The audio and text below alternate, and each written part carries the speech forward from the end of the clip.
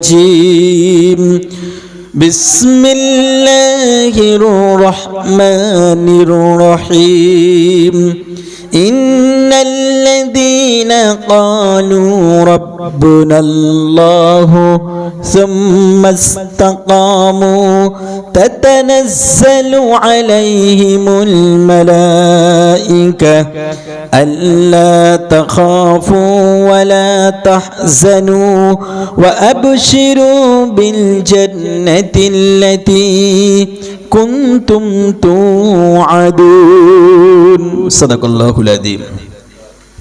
وقال تعالى في شان حبيبه آمرا ومخبرا إن الله وملائكته يصلون على النبي يا أيها الذين آمنوا صلوا عليه وسلموا تسليما اللهم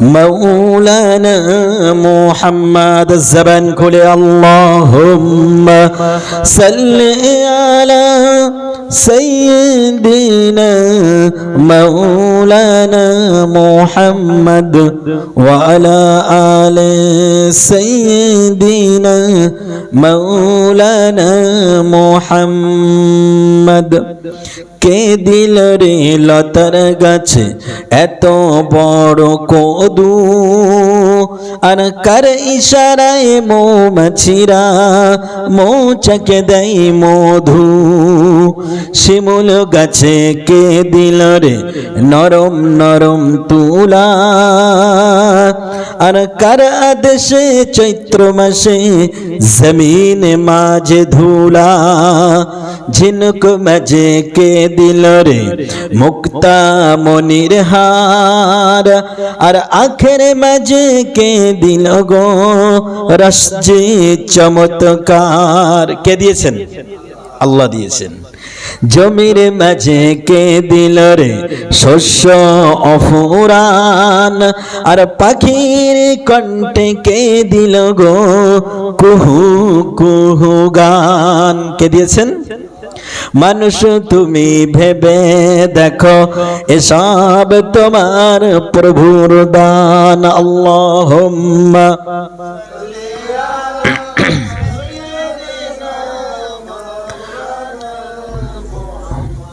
وعلى آل سيدنا مولانا محمد ও ভাই বানি দিল তারা ও আমিনা বিবি শিশু পুত্র তোমার হবে শেষ জামানার নবী রেখো তার যত্ন করে হয় না যেন ভুল আরশেতে নামটি লেখা সে যে মুহাম্মদ রাসূল আল্লাহুম্মা সাল্লি আলা সাইয়্যিদিনা মাওলানা মুহাম্মদ وعلى آل سيدنا مولانا محمد كلمة الذكر لا إله إلا الله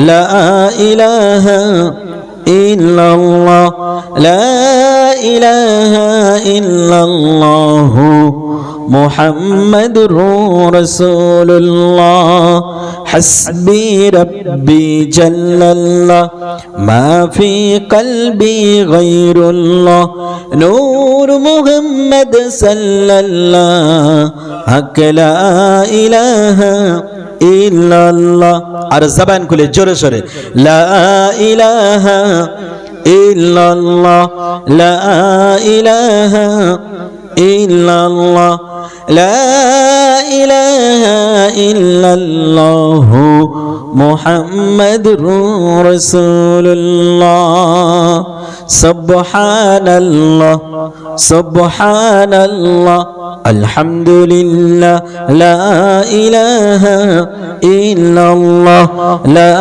ইলাহা ইল্লাল্লাহ লা ইলাহা ইল্লাল্লাহ মুহাম্মাদুর রাসূলুল্লাহ আল্লাহর জিকির করবে যারা আল্লাহর প্রিয় হবে তারা আল্লাহর প্রিয় হবে যারা আল্লাহর জান্নাতে প্রবেশ করবে তারা লা ইলাহা ইল্লাল্লাহ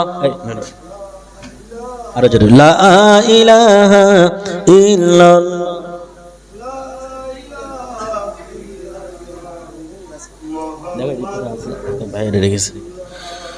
লা ইলাহা ইল্লাল্লাহ মুহাম্মাদুর রাসূলুল্লাহ সাল্লাল্লাহু আলাইহি ওয়াসাল্লাম।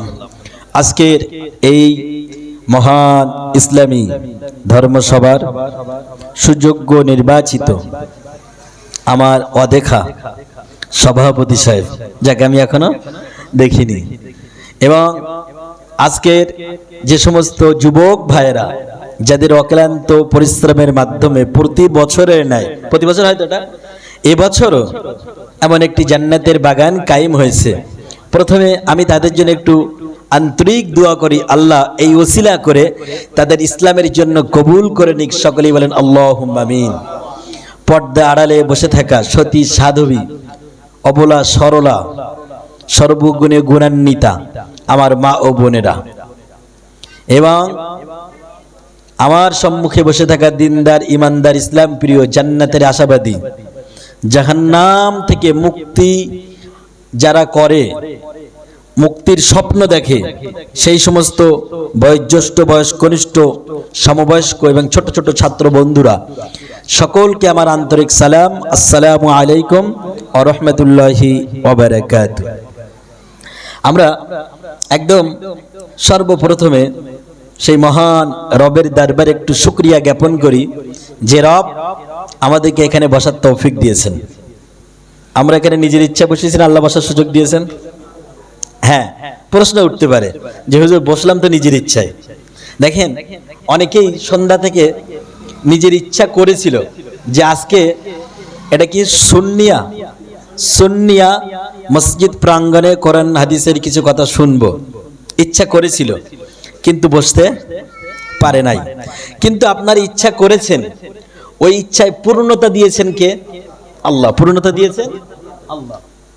দেখেন, আল্লাহ চাইলে আমাদেরকে এখানে না বসিয়ে বসিরহাটের জেলা হসপিটালে বেডে এই রাত 9:30টার সময় আমাদেরকে শুইয়ে দিতে পারতেন কি পারতেন না? পারতেন। শুধু তাই নয়, হয়তো আপনি ভাবছেন হুজুর আমি তো হৃষ্টপুষ্ট যুবক, আমি একদম নিরোগ, দেহে কোনো রোগ নেই, অথবা আমাকে আল্লাহ শুইয়ে দেবে। আমি বাদই দিলাম আপনার কথা। আপনার পরিবারের কোনো এক সদস্যকে হসপিটালাইজড করে হসপিটালের বারান্দায় এই রাত 9:30টার সময় আপনাকে আমাকে পাহারাদার বানাতে পারতেন কি পারতেন না? পারতেন না? পারতেন। আল্লাহ সেটা না করে এই জান্নাতের বাগানে বসার সুযোগ করে দিয়েছেন। এর জন্য আমরা বেজার না খুশি? অল্প না বেশি? বেশি না? তাহলে একটু বেশির মতো করে জবান খুলে বলুন আলহামদুলিল্লাহ। আরো জোরে আলহামদুলিল্লাহ। শতকোটি দরুদ ও সালাম দো জাহানের নবী, ইমামুন নবী, সাইয়্যিদুল মুরসালিন, শফিউল মুজনবিন, রহমাতাল লিল আলামিন, যে নবীর হাতে হাউজে কাউসারে পানি না পান করলে দুনিয়ার কোনো হাজি সাহেব, ডাক্তার সাহেব, মাস্টার সাহেব, আরবি, আজামি, বাঙালি, বিহারি, কানা, খোড়া, কুজো, যত ধর্মের, যত বর্ণের, যত শ্রেণীর মানুষ আছে, কারোর পিপাসা মিটবে? আর একবার যদি হাউজে কাউসারে পানি পান করার সুযোগ পায়, হাসরে মিজানে ফুলসরাত আর কোনো জায়গায় পিপাসা লাগবে না। সেই নবীর প্রতি অন্তরে অন্তরস্থল থেকে আমরা একটু দরুদ প্রেরণ করি, সকলেই বলি সাল্লাল্লাহু আলাইহি ওয়াসাল্লাম। প্রিয় ভাইয়েরা, আমরা দেখেন এখনো মনে মনে করছেন অনেকে তো হুজুর আসলো না, সবাই আসবে? সবাই কি আসবে? সবাই আসবে না। জান্নাতে যাবে প্রত্যেক 1000-এর মধ্যে একজন। কতজন? প্রতি 1000-এর মধ্যে একজন জান্নাতে যাবে। আল্লাহর নবীর সাহাবীরা যখন এই কথা শুনলেন, কাঁদতে কাঁদতে চোখের পানি দাড়ি বেয়ে বেয়ে পড়ে। আল্লাহর নবী বলে, তোমরা কেঁদো না, প্রত্যেক 1000-এ যে একজন জান্নাতে যাবে, ওই 1000-এ যে একজন জান্নাতে যাবে ওইটা হলো আমার উম্মতের মধ্যে। জোরে বলেন সুবহানাল্লাহ। তাহলে রসুলের উম্মত আমাদেরকে হওয়া লাগবে কি লাগবে না? লাগবে না? অনেকে মনে করে রসুলকে তো ভালোবাসি, রসুলকে কি করি? ভালোবাসি। এখন রসুলকে ভালোবাসলেই কি শুধু জান্নাত পাওয়া যাবে? রসুলের কর্ম আমার আপনার জীবনে, আমার মুখে, আমার দাড়িতে, আমার ব্যবহারে, আমার স্বভাবে, আমার রাষ্ট্রে, আমার সমাজে, আমার পারিবারিক জীবনে, অর্থনীতি জীবনে, সব জায়গায় রসুলের সুন্নত লাগবে কি লাগবে না? রসুলের আদর্শ লাগবে কি লাগবে না? যদি লাগে, যদি লাগাতে পারেন, তাহলে মনে করতে হবে আমরা রসুলের খাঁটি উম্মত হতে পেরেছি। আর যদি না করতে পারি, আমি যেখানে ওয়াজ করি ভাই, আপনারা মনে করছেন গুটি কয়েকজন মানুষের, হাজার হাজার। এই কয়েকদিন আগে বাংলাদেশ থেকে ঘুরে আসলাম। বাংলাদেশে তো যখন মাহফিল হয় এরকম তো 20-30 জন হয় না, আপনারা নিশ্চয়ই জানেন। একদম রমজানের শেষে, রমজানে আমি প্রোগ্রাম করতে পারিনি, কারণ আমি একটা মসজিদে খতম তারাবি পড়াই, ওই জন্য কোনো প্রোগ্রাম নেই না ইফতারের আগে। আর তার আগে রমজানের একদম আগের দিন আমার প্রোগ্রাম ছিল কুচবিহারে। আর ওদিকেও প্রোগ্রাম হয়, লোক হয় অনেক। শুধুমাত্র কেবলমাত্র আমাদের উত্তর 24 পরগনায় এবং দক্ষিণ 24 পরগনায় প্রোগ্রাম হয় বেশি, কিন্তু লোক এদিকে পাড়ায় পাড়ায় প্রোগ্রাম হয়। পাড়ায় পাড়ায় বাপের যদি 2টা ছেলে হয় আর 2 ভাইয়ের যদি ঝামেলা হয়, তাহলে বাপের নামে যদি একজন সাবরেসানিকের একটা জলসা দেয় আর একজন আরেকটা দিয়ে দেয়, ঠিক কি না? কিন্তু লোক হয় না। এখন আমার বলার উদ্দেশ্য, যাই হোক, আমাদের উত্তর 24 পরগনা, দক্ষিণ 24 পরগনার মানুষ তারাও কোরআন প্রেমী, এটা অস্বীকার করার কোনো জায়গা নাই। যে কয়জন বসেছেন, এই হাতে গোনা কয়েকজন, কিন্তু আমাদের মধ্যে, আপনাদের মধ্যে আল্লাহর অসংখ্য অগণিত ফেরেশতারা বসে বসে কোরআন হাদিসের এই মজলিসে বসেছে। এটা কি আমাদের বিশ্বাস আছে না নাই? আছে না? আছে। এখন সেদিকে আমি যাব না। যেটা বলতেছিলাম, রসুলের ভালোবাসা, মুখে বললাম হুজুর আপনাকে ভালোবাসি, কিন্তু কাজে কর্মে দেখাতে পারলাম না ওই ভালোবাসার কোনো মূল্য নাই। তাহলে কি করতে হবে? রসুলকে শুধু ভালোবাসলে হবে না, অনুসরণ অনুকরণ করতে হবে। এই দুনিয়ায় যত মানুষ আছে, ইহুদিদের কাছে যাবেন, তারা বললো আমি গডকে ভালোবাসি। কাকে ভালোবাসি? গডকে, গড গড। হিন্দু ভাইদের কাছে যাবেন, তারা বলবেন আমরা ভগবানকে ভালোবাসি। কাদেরকে ভালোবাসি? ভগবানকে ভালোবাসি। এমনকি যদি মুসলিম ভাইদের কাছে যান, তুমি কাকে ভালোবাসো? বলবে আমার রব, আমার স্রষ্টা মহান আল্লাহকে ভালোবাসি। আল্লাহ বলেন এইটা বলার দরকার নাই। নবী তোমাকে একটা আয়াত বলে দেই, তুমি এইটা করো, যদি তোমার উম্মতেরা করতে পারে, আমি আল্লাহ নিজেই তোমার উম্মতদেরকে ভালোবাসবো। জোরে বলে সুবহানাল্লাহ। মানে আমরা আল্লাহকে ভালোবাসি, এই কথা বলার কোনো দরকার নেই। আর যদি আমরা বলি যে আল্লাহ তোমরাকে ভালোবাসি, আর আল্লাহ যদি বলে যে আমি ওটা অ্যাকসেপ্ট করলাম না, আমি তোর ভালোবাসা রিজেক্ট করে দিলাম, ওই ভালোবাসা কোনো মূল্য আছে? কোনো মূল্য নেই। আল্লাহ তাআলা রব্বুল আলামিন তার নবীকে ডাক দিয়ে বলেন, কুল ইন কুনতুম তুহিব্বুনাল্লাহ ফাত্তাবিউনি ইউহিব্বুকুমুল্লাহ ওয়া ইয়াগফির লাকুম যুনুবাকুম আল্লাহু গফুরুর রহিম। আমার প্রিয় ভাইরা, 3 নম্বর পারা 13 নম্বর পৃষ্ঠা 3 নম্বর লাইন থেকে সূরা আল ইমরানের ভিতর আল্লাহ তাআলা রব্বুল আলামিন বলেন, কুল নবী আপনি বলে দিন, ইন কুনতুম তুহিব্বুনাল্লাহ, তোমরা যদি আল্লাহকে ভালোবাসতে চাও। কাকে বলছে?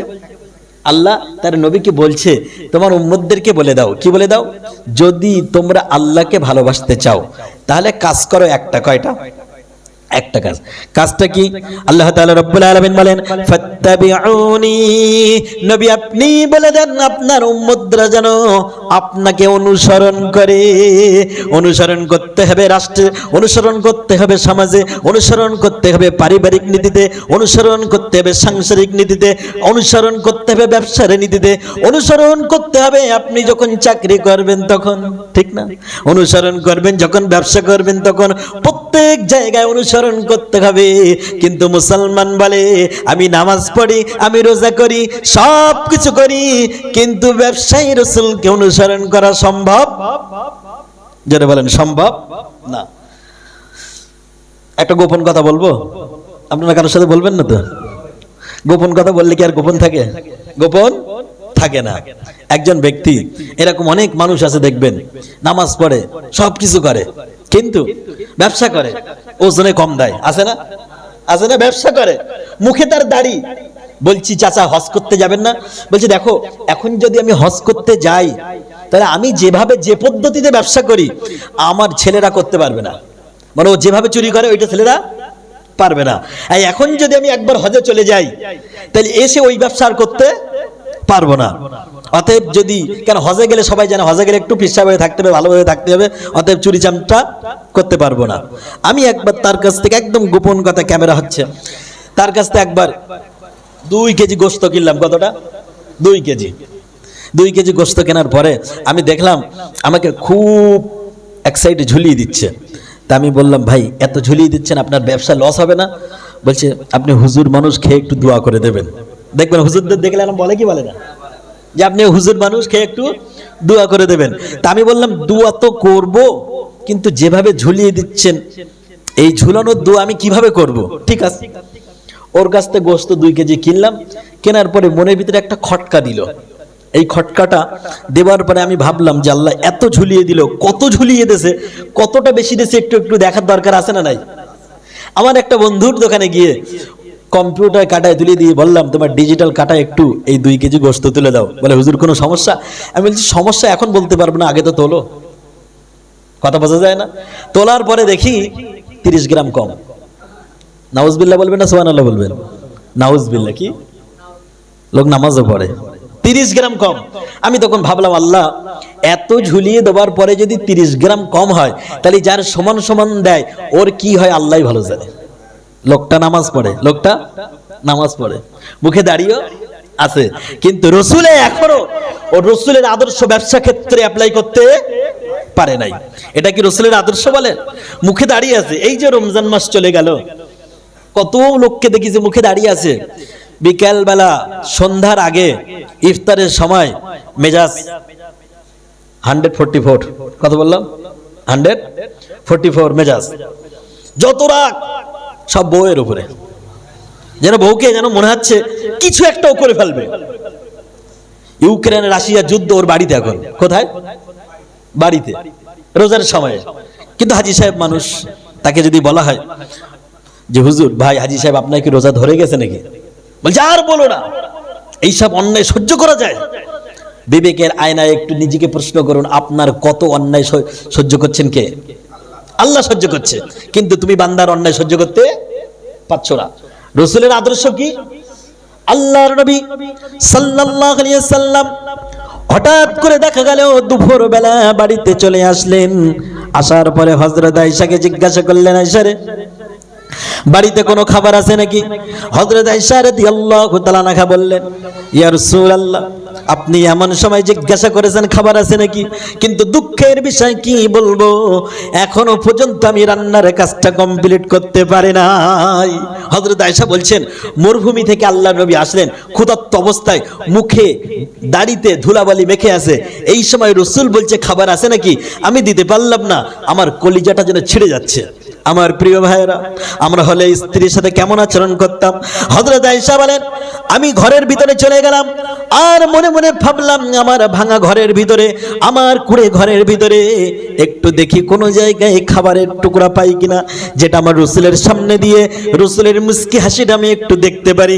ঘরের ভিতরে যখন গেলাম আমি দেখলাম রসুল আমার উপরে অগ্নিশর্মা হলেন না, রেগে গেলেন না, চোখটা লাল করলেন না, বরং ঘরের ভিতর থেকে আমি এসে দেখলাম যে রসুল ক্ষুধার তাড়নায় আমার কাছে খাবার চেয়েছিলেন, ওই রসুল সাল্লাল্লাহু আলাইহি ওয়াসাল্লাম নিজের পিঠ থেকে তরবারির খাপ থেকে তরবারি বাহির করে ওই তরবারি মাটিতে দিয়ে ওই তরবারি দিয়ে আমার তরকারি কাটায় সহযোগিতা করে। জোরে বলুন সুবহানাল্লাহ।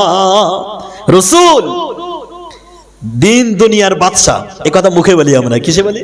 রসুল দিন দুনিয়ার বাদশা, যে রসুলের আগে কেউ জান্নাতে যেতে পারবে না, যে রসুলকে বলা ইমামুন নবী, যে রসুলকে বলা হয় সাইয়্যিদুল মুরসালিন, যে রসুলকে বলা হয় শাফিউল মুজনাবিন, যিনি সুপারিশ করবেন, সেই রসুল স্ত্রীকে কিছুই বললেন না, কি করলেন? তরবারি বের করে তরবারি দিয়ে তরকারি কাটায় সহযোগিতা করছে। আমরা হলে কি করতাম? আমরা হলে কি করতাম? বলছে দাঁড়া, তালাক তোকে এক তালাক এখন দিচ্ছি, আর এর পরে দুটো বাকি রেখে দিচ্ছি, দ্বিতীয় ভুল হলে আরেকটা দিয়ে দেবো সামনের মাসে। জোরে বলুন নাউজুবিল্লাহ। এরকম হয় কি হয় না? আর তালাক দেওয়ার পরে সব আসে কোথায় বলেন তো? হুজুরের কাছে। কোথায় আসে? ইমাম সাহেবের কাছে। তালাক দেওয়ার আগ পর্যন্ত দেখা যাচ্ছে হুজুর খারাপ। কিছু মানুষ তো আছে সারা দিন ইমাম সাহেবের বদনাম করে। ইমাম সাহেব যদি একটু আস্তে হাঁটে বলবে এ নিশ্চয়ই খুব খাবার খেয়েছে, খুব খেয়েছে, না এত হাসতে হাঁটে কেন? আবার যদি ইমাম সাহেব একটু জোরে হাঁটে কি বলবে? নিশ্চয়ই দাওয়াত পেয়েছে, নিশ্চয়ই দাওয়াত পেয়েছে। হুজুর যদি দোয়া একটু ছোট করে বলে আমাদের হুজুর দোয়া করতেই পারে না, কি বলবে?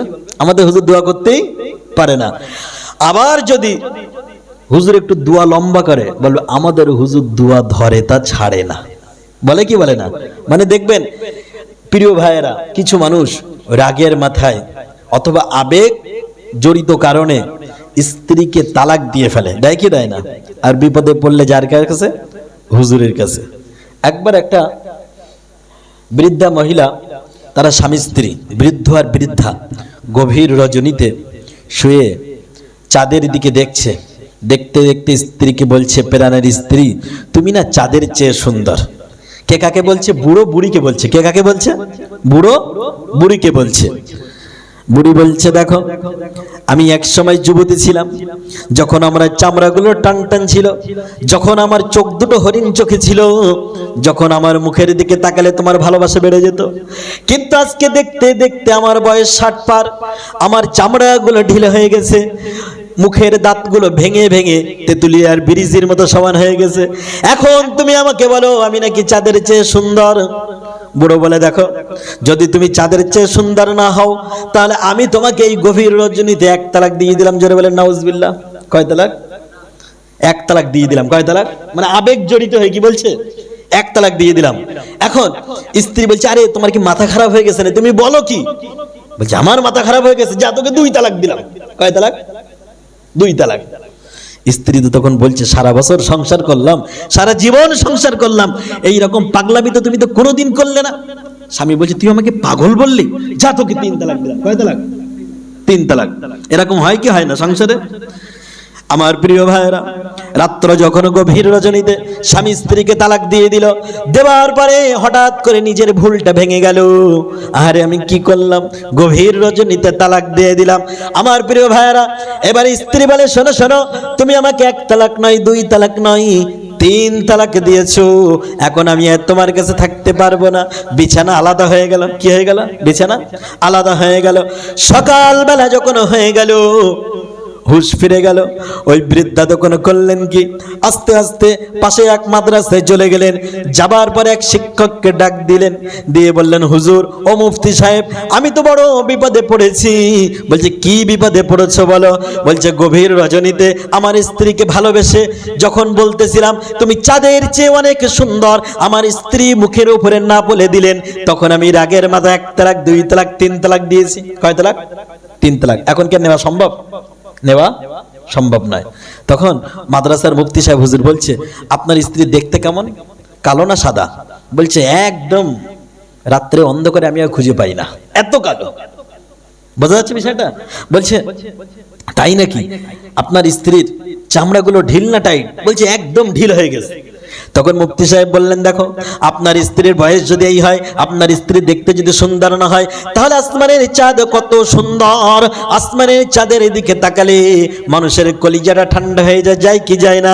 পূর্ণিমা রাত্রে 14 তারিখে রাত্রে আসমানের দিকে তাকাবেন, কত সুন্দর দেখতে আমার ভাইয়েরা। বিশ্ব নবী সাল্লাল্লাহু আলাইহি ওয়াসাল্লাম তিনি তো চাঁদের চেয়ে সুন্দর ছিলেন কি ছিলেন না?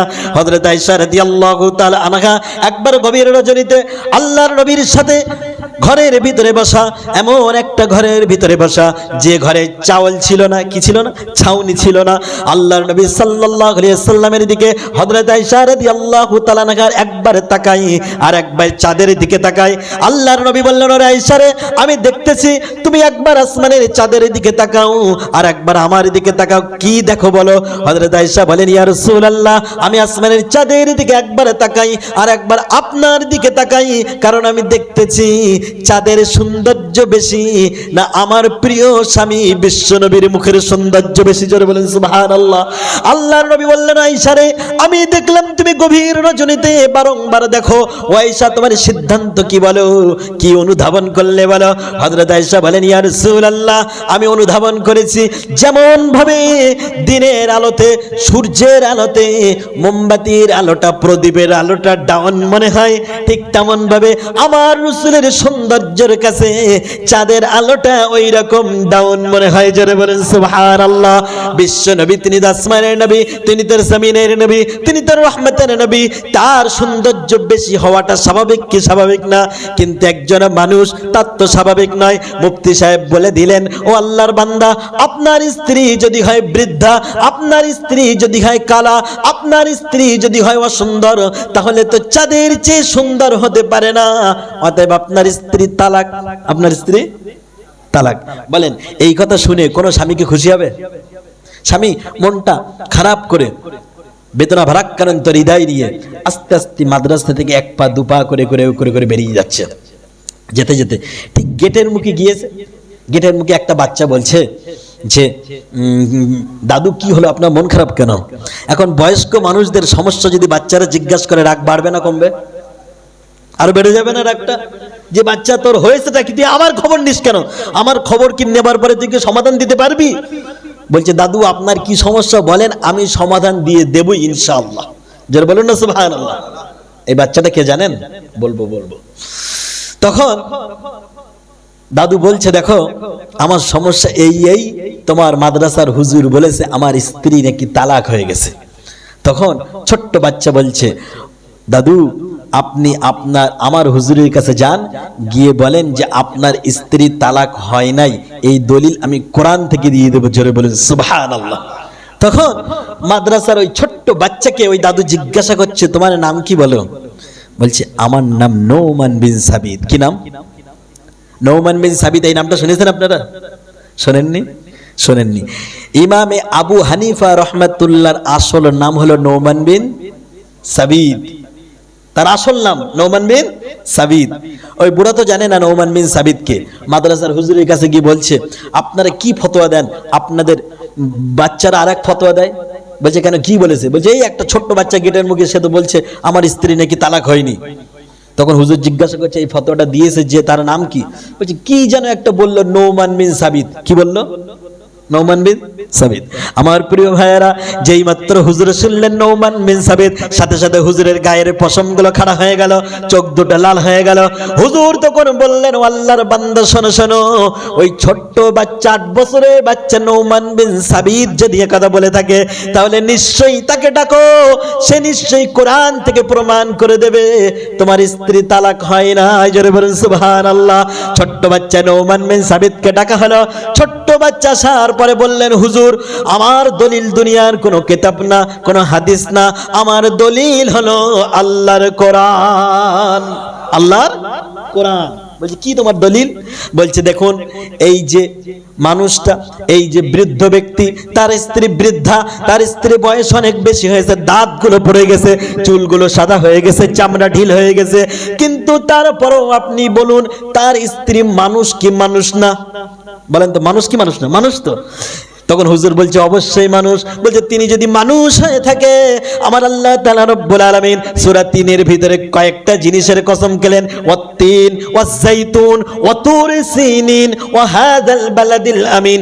চারটা জিনিসের কসম খাবার পরে আল্লাহ তাআলা রব্বুল আলামিন বললেন, লাকাদ খালাকনাল ইনসানা ফি আহসানি তাকওয়িম। জোরে আল্লাহু আকবার।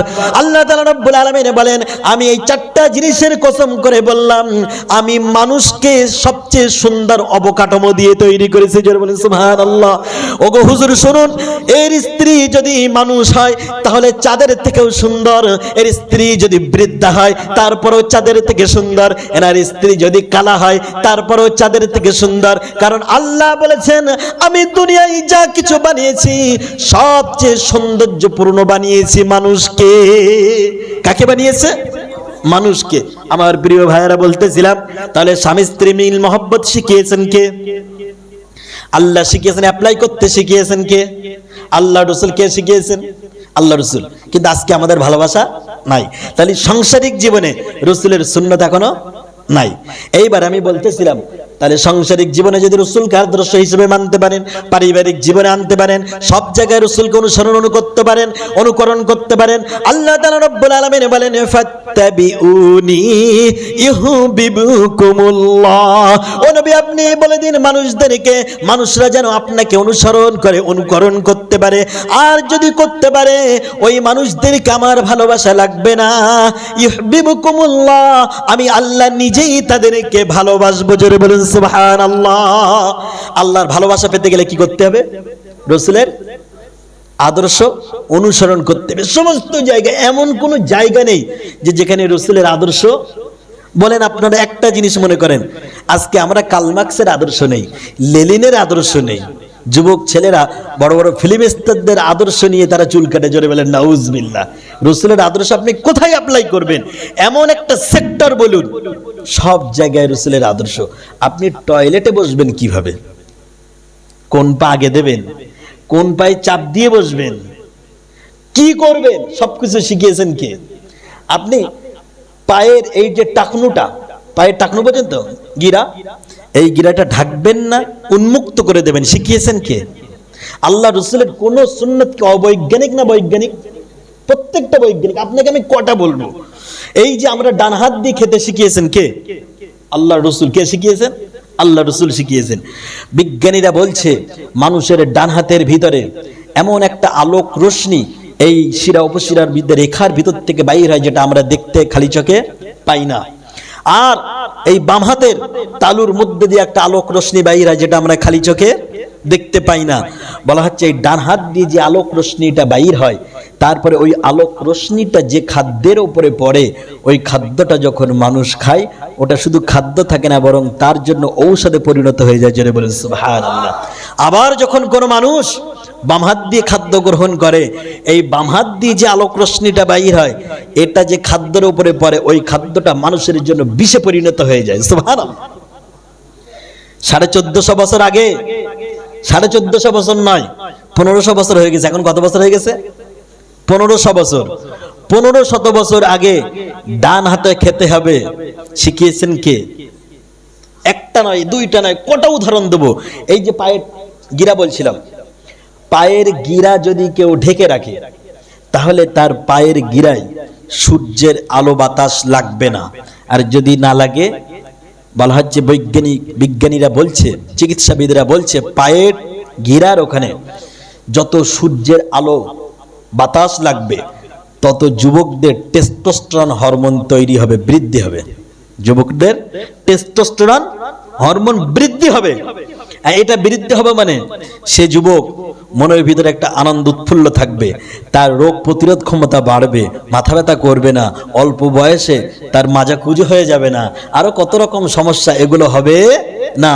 আল্লাহর নবী বলছেন, যদি পায়ে টাকনুটা কেউ ঢাকে, কাল কিয়ামতের ময়দানে মাসফালা মিনাল কাবাইনি মিনাল ইদারি ফাফিন্নার, তার ওই পায়ের টাকনুগুলো জাহান্নামের কাঁচি দ্বারা কাটা হবে। জোরে বলুন নাউজুবিল্লাহ। কিন্তু আজকে যুবকরা বোঝে না, তারা এমন ভাবে জিন্সের প্যান্টগুলো পরে, সে যে রাস্তা দিয়ে যায় সেই রাস্তায় আর ঝাড়ুদার লাগে বোঝা যায়নি কথা? রাস্তার যত নোংরা আছে, তাই মুরগির টাটি বলেন আর হাঁসের পটি বলেন, সব তার প্যান্টে লেগে যায়, ওই প্যান্ট দিয়ে কোনোদিন নামাজ পড়া সম্ভব না। কিন্তু রাসূল বলছে আমার আদর্শ করে অ্যাপ্লাই করো, ওটাকে উপরে তুলে দাও। এইভাবে প্রত্যেকটা কথা যদি বলি, এখন যুবকেরা তো মাথায় তেল দেয় না। যুবকেরা কি করে? মাথায় তেল দেয় না। রাসূল রাত্রে ঘুমানোর সময় এত তেল মাখতেন মাথায়, যে মাথায় তেল অতিরিক্ত হওয়ার কারণে বালিশ পর্যন্ত ভিজে যেত। এখন বলবেন হুজুর এতে লাভটা কি? আপনার মাথায় যখন তেল থাকবে না, তখন তেল না থাকার কারণে আপনার মাথার অসংখ্য কোষ শুকিয়ে যাবে। কি হয়ে যাবে? কোষ শুকিয়ে যাবে। চুলের গোড়া শুকানোর কারণে মাথার অসংখ্য কোষ তারা মৃত্যুবরণ করবে। অল্প বয়সে দেখা যায় তার খিঁচুনি রোগ আসতে পারে। কি রোগ? এই যে করোনার পরে দেখবেন ভ্যাকসিন দেওয়ার পরে যুবকদের ভিতরে খিঁচুনি রোগটা বেশি হয়েছে। জানেন কি আপনারা? এটা হসপিটালে গিয়ে দেখবেন যুবকদের মধ্যে, কারণ এদের দেহে রোগ প্রতিরোধ ক্ষমতা কমে গিয়েছে। আর যুবকরা তো তেল মাখেই না, যুবকরা তেল মাখেই না। কিন্তু রাসূল বলছে তুমি যখন রাত্রে ঘুমাতে যাবে, তেলটা একটু এত বেশি পরিমাণে মাখো, ওই তেলগুলো তোমার চুলের গোড়া দিয়ে মস্তিষ্কে পরিণত ঢুকবে, প্রবেশ করবে, মাথার কোষগুলো চাঙ্গা থাকবে। জোরে বলেন সুবহানাল্লাহ। এইভাবে রাসূলের একটা একটা করে আদর্শ যদি আমি বৈজ্ঞানিকভাবে বলতে থাকি, আপনাদের অনেক সময় চলে যাবে প্রিয় ভাইরা। কিন্তু রাসূলের আদর্শ আমরা মানলাম না, রাসূলের আদর্শ মানলাম না।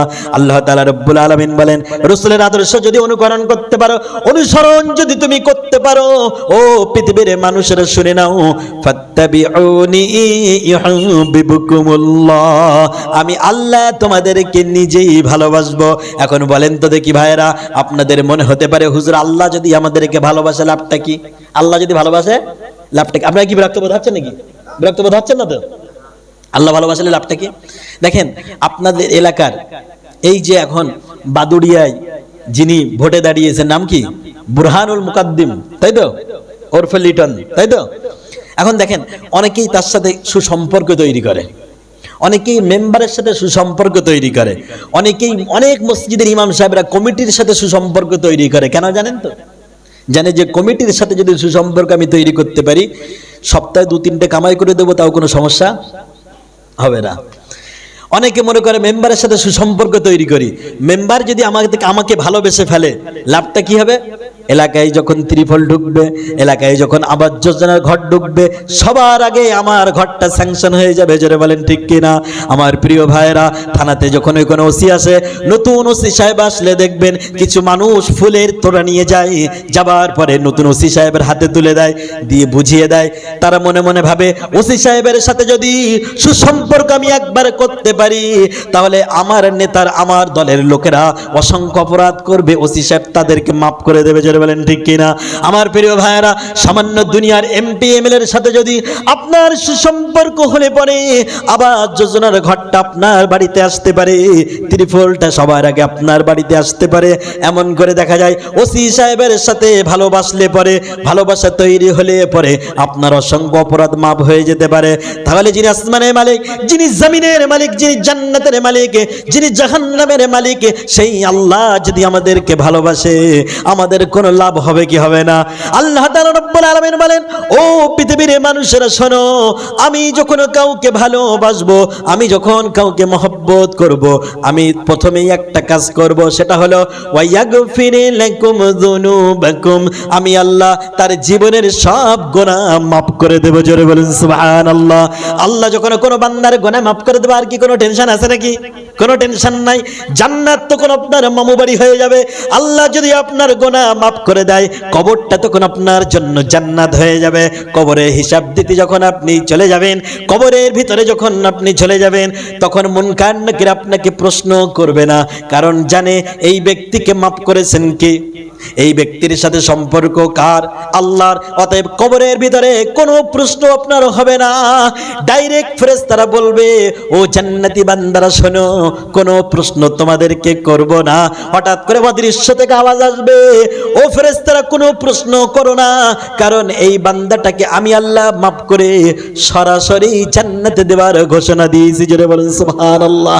আমার প্রিয় ভাইয়েরা, আল্লাহ যদি আপনাকে ভালোবাসে, পরকালে কোনো টেনশন থাকবে না, কোনো চিন্তা থাকবে না, জান্নাত আপনার হয়ে যাবে। এই জন্য আব্দুল কাদের জিলানী রহমাতুল্লাহ কত সুন্দর কথা বলতেন, ওগো আল্লাহ তোমাকে বড় ভালোবাসি, আমি তোমার কাছে একটা দাবি, তোমার দর্শনটা আমাকে একটু দিয়ে দিও। সব সময় বলতেন, ওগো আল্লাহ তুমি যদি আমাকে জান্নাতে দিয়ে দাও আর ওই জান্নাতের ভিতরে তোমার ভালোবাসা না পাই, তোমার দর্শন না পাই, ওগো আল্লাহ আমি আব্দুল কাদের জিলানী ওই জান্নাত আমার জন্য কোনো প্রয়োজন নাই। কে বলতেন? আব্দুল কাদের জিলানী রহমাতুল্লাহ। ওগো আল্লাহ আর যদি তুমি আমাকে জাহান্নাম দাও আর ওই জাহান্নামের কোনায় কানায় যদি আমাকে একটু থাকতে দাও, আর একটি বার যদি তোমার নুরানি চেহারা তোমার দর্শন যদি আমাকে একবার দাও, তাহলে ওই জাহান্নাম আমার জন্য জান্নাতে পরিণত হয়ে যাবে। জোরে বলেন সুবহানাল্লাহ। ওই জন্য আমার ভাইয়েরা, আল্লাহর ভালোবাসা পাবার দরকার আছে না নাই?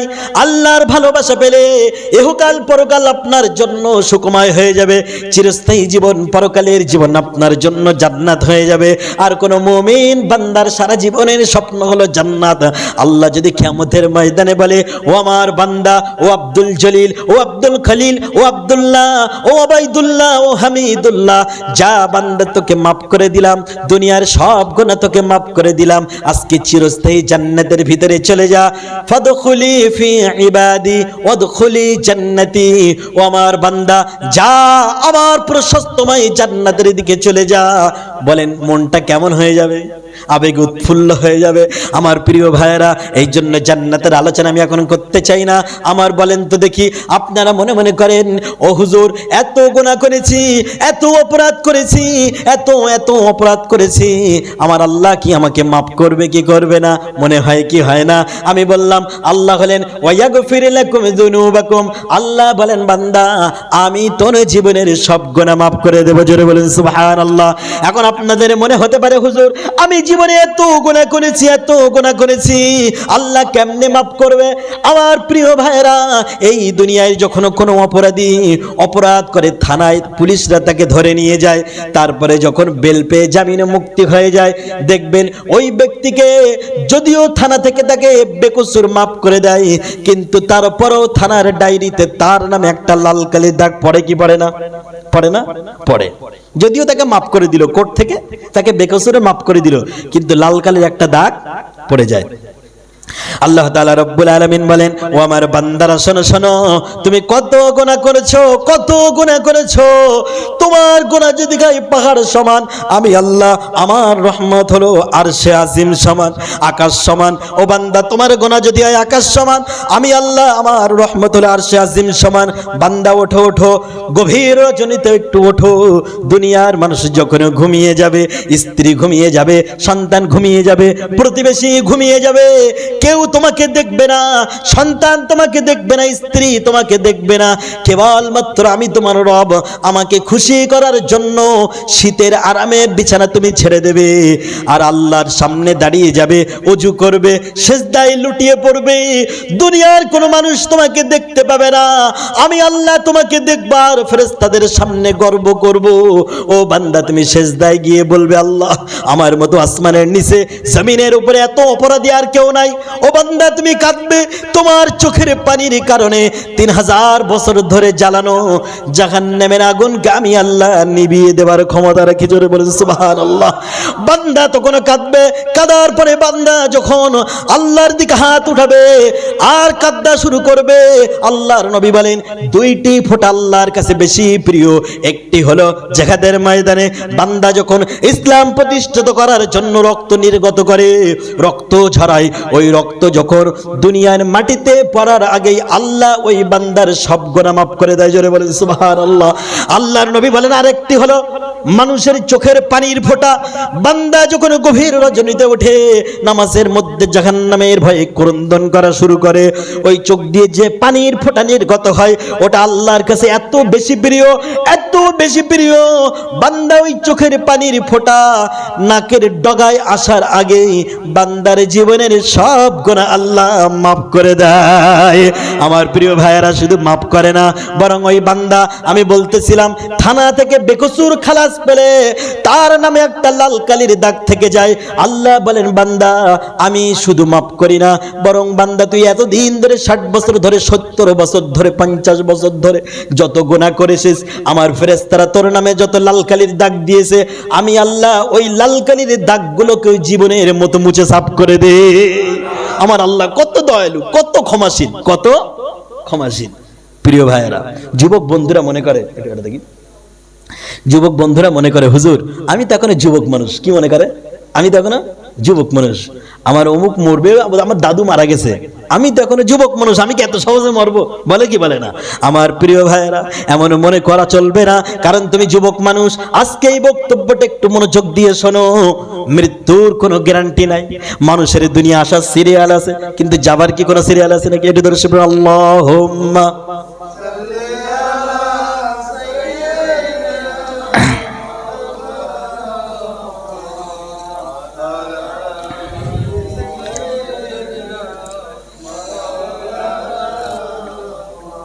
কালেমায়ে জিকির লা ইলাহা ইল্লাল্লাহ, লা ইলাহা ইল্লাল্লাহ। জবান খুলে লা ইলাহা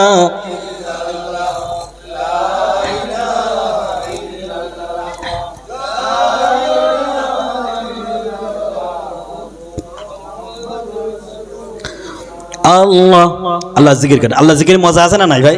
মজা আছে। যুবক ভাইরা, আমি তোমাদেরকে বলি, এই আজকে যে যৌবন আছে, কালকে যৌবন থাকবে না। এটা কলা কিনে আনবে বাজার থেকে, কলার সৌন্দর্য কত বেশি, একদম হলুদ টকটকে, বাড়িতে রেখে দেবে, একদিন, দুদিন, 3 দিন পরে ওই হলুদের টকটকে আর কালার থাকবে, আস্তে আস্তে নষ্ট হয়ে যাবে। গোলাপের সৌন্দর্য যত বেশি হোক, সময়ের সাথে সাথে দেখবে পাপড়িগুলো আস্তে আস্তে ঝরে ঝরে পড়ে যাবে। অতএব তোমার যৌবন থাকবে না একদিন। তোমার অজান্তে বয়সের সাথে সাথে চোখের পাওয়ার কমে যাবে। যাবে কি যাবে না? তোমার অজান্তে তোমার মুখের সুন্দর সুন্দর শক্তপোক্ত দাঁতগুলোকে আল্লাহ ট্রান্সফার করে তোমার মুখটাকে খালি করে দেবে। দেবে কি দেবে না? আস্তে আস্তে তোমার অজান্তে তোমার সুন্দর কুচকুচে কালো দাড়িগুলো, সুন্দর কুচকুচে কালো চুলগুলোকে সাদা করে দেবেন কে? আল্লাহ। অতএব কোনো বিলম্ব নাই, কাল বিলম্ব নাই। যুবক ভাইরা এখন অনেক ভালো হয়ে গেছে। এখন ইউটিউব, ফেসবুক যুবক ভাইদের মাধ্যমে এখন দেখেন আস্তে আস্তে ইসলামের দখলে যাচ্ছে কি যাচ্ছে না? আগে একসময় ফেসবুক খুললে অশ্লীল নারীদের ফটো দেখা যেত, আর এখন যুবক ভাইদের মাধ্যমে ফেসবুক খুললে সেখানে কলেমার পতাকা দেখা যায়। জোরে বলেন সুবহানাল্লাহ। এজন্য একটু কলেমা আল্লাহর নামে জিকির করেন। আল্লাহ আল্লাহ আল্লাহ আল্লাহ।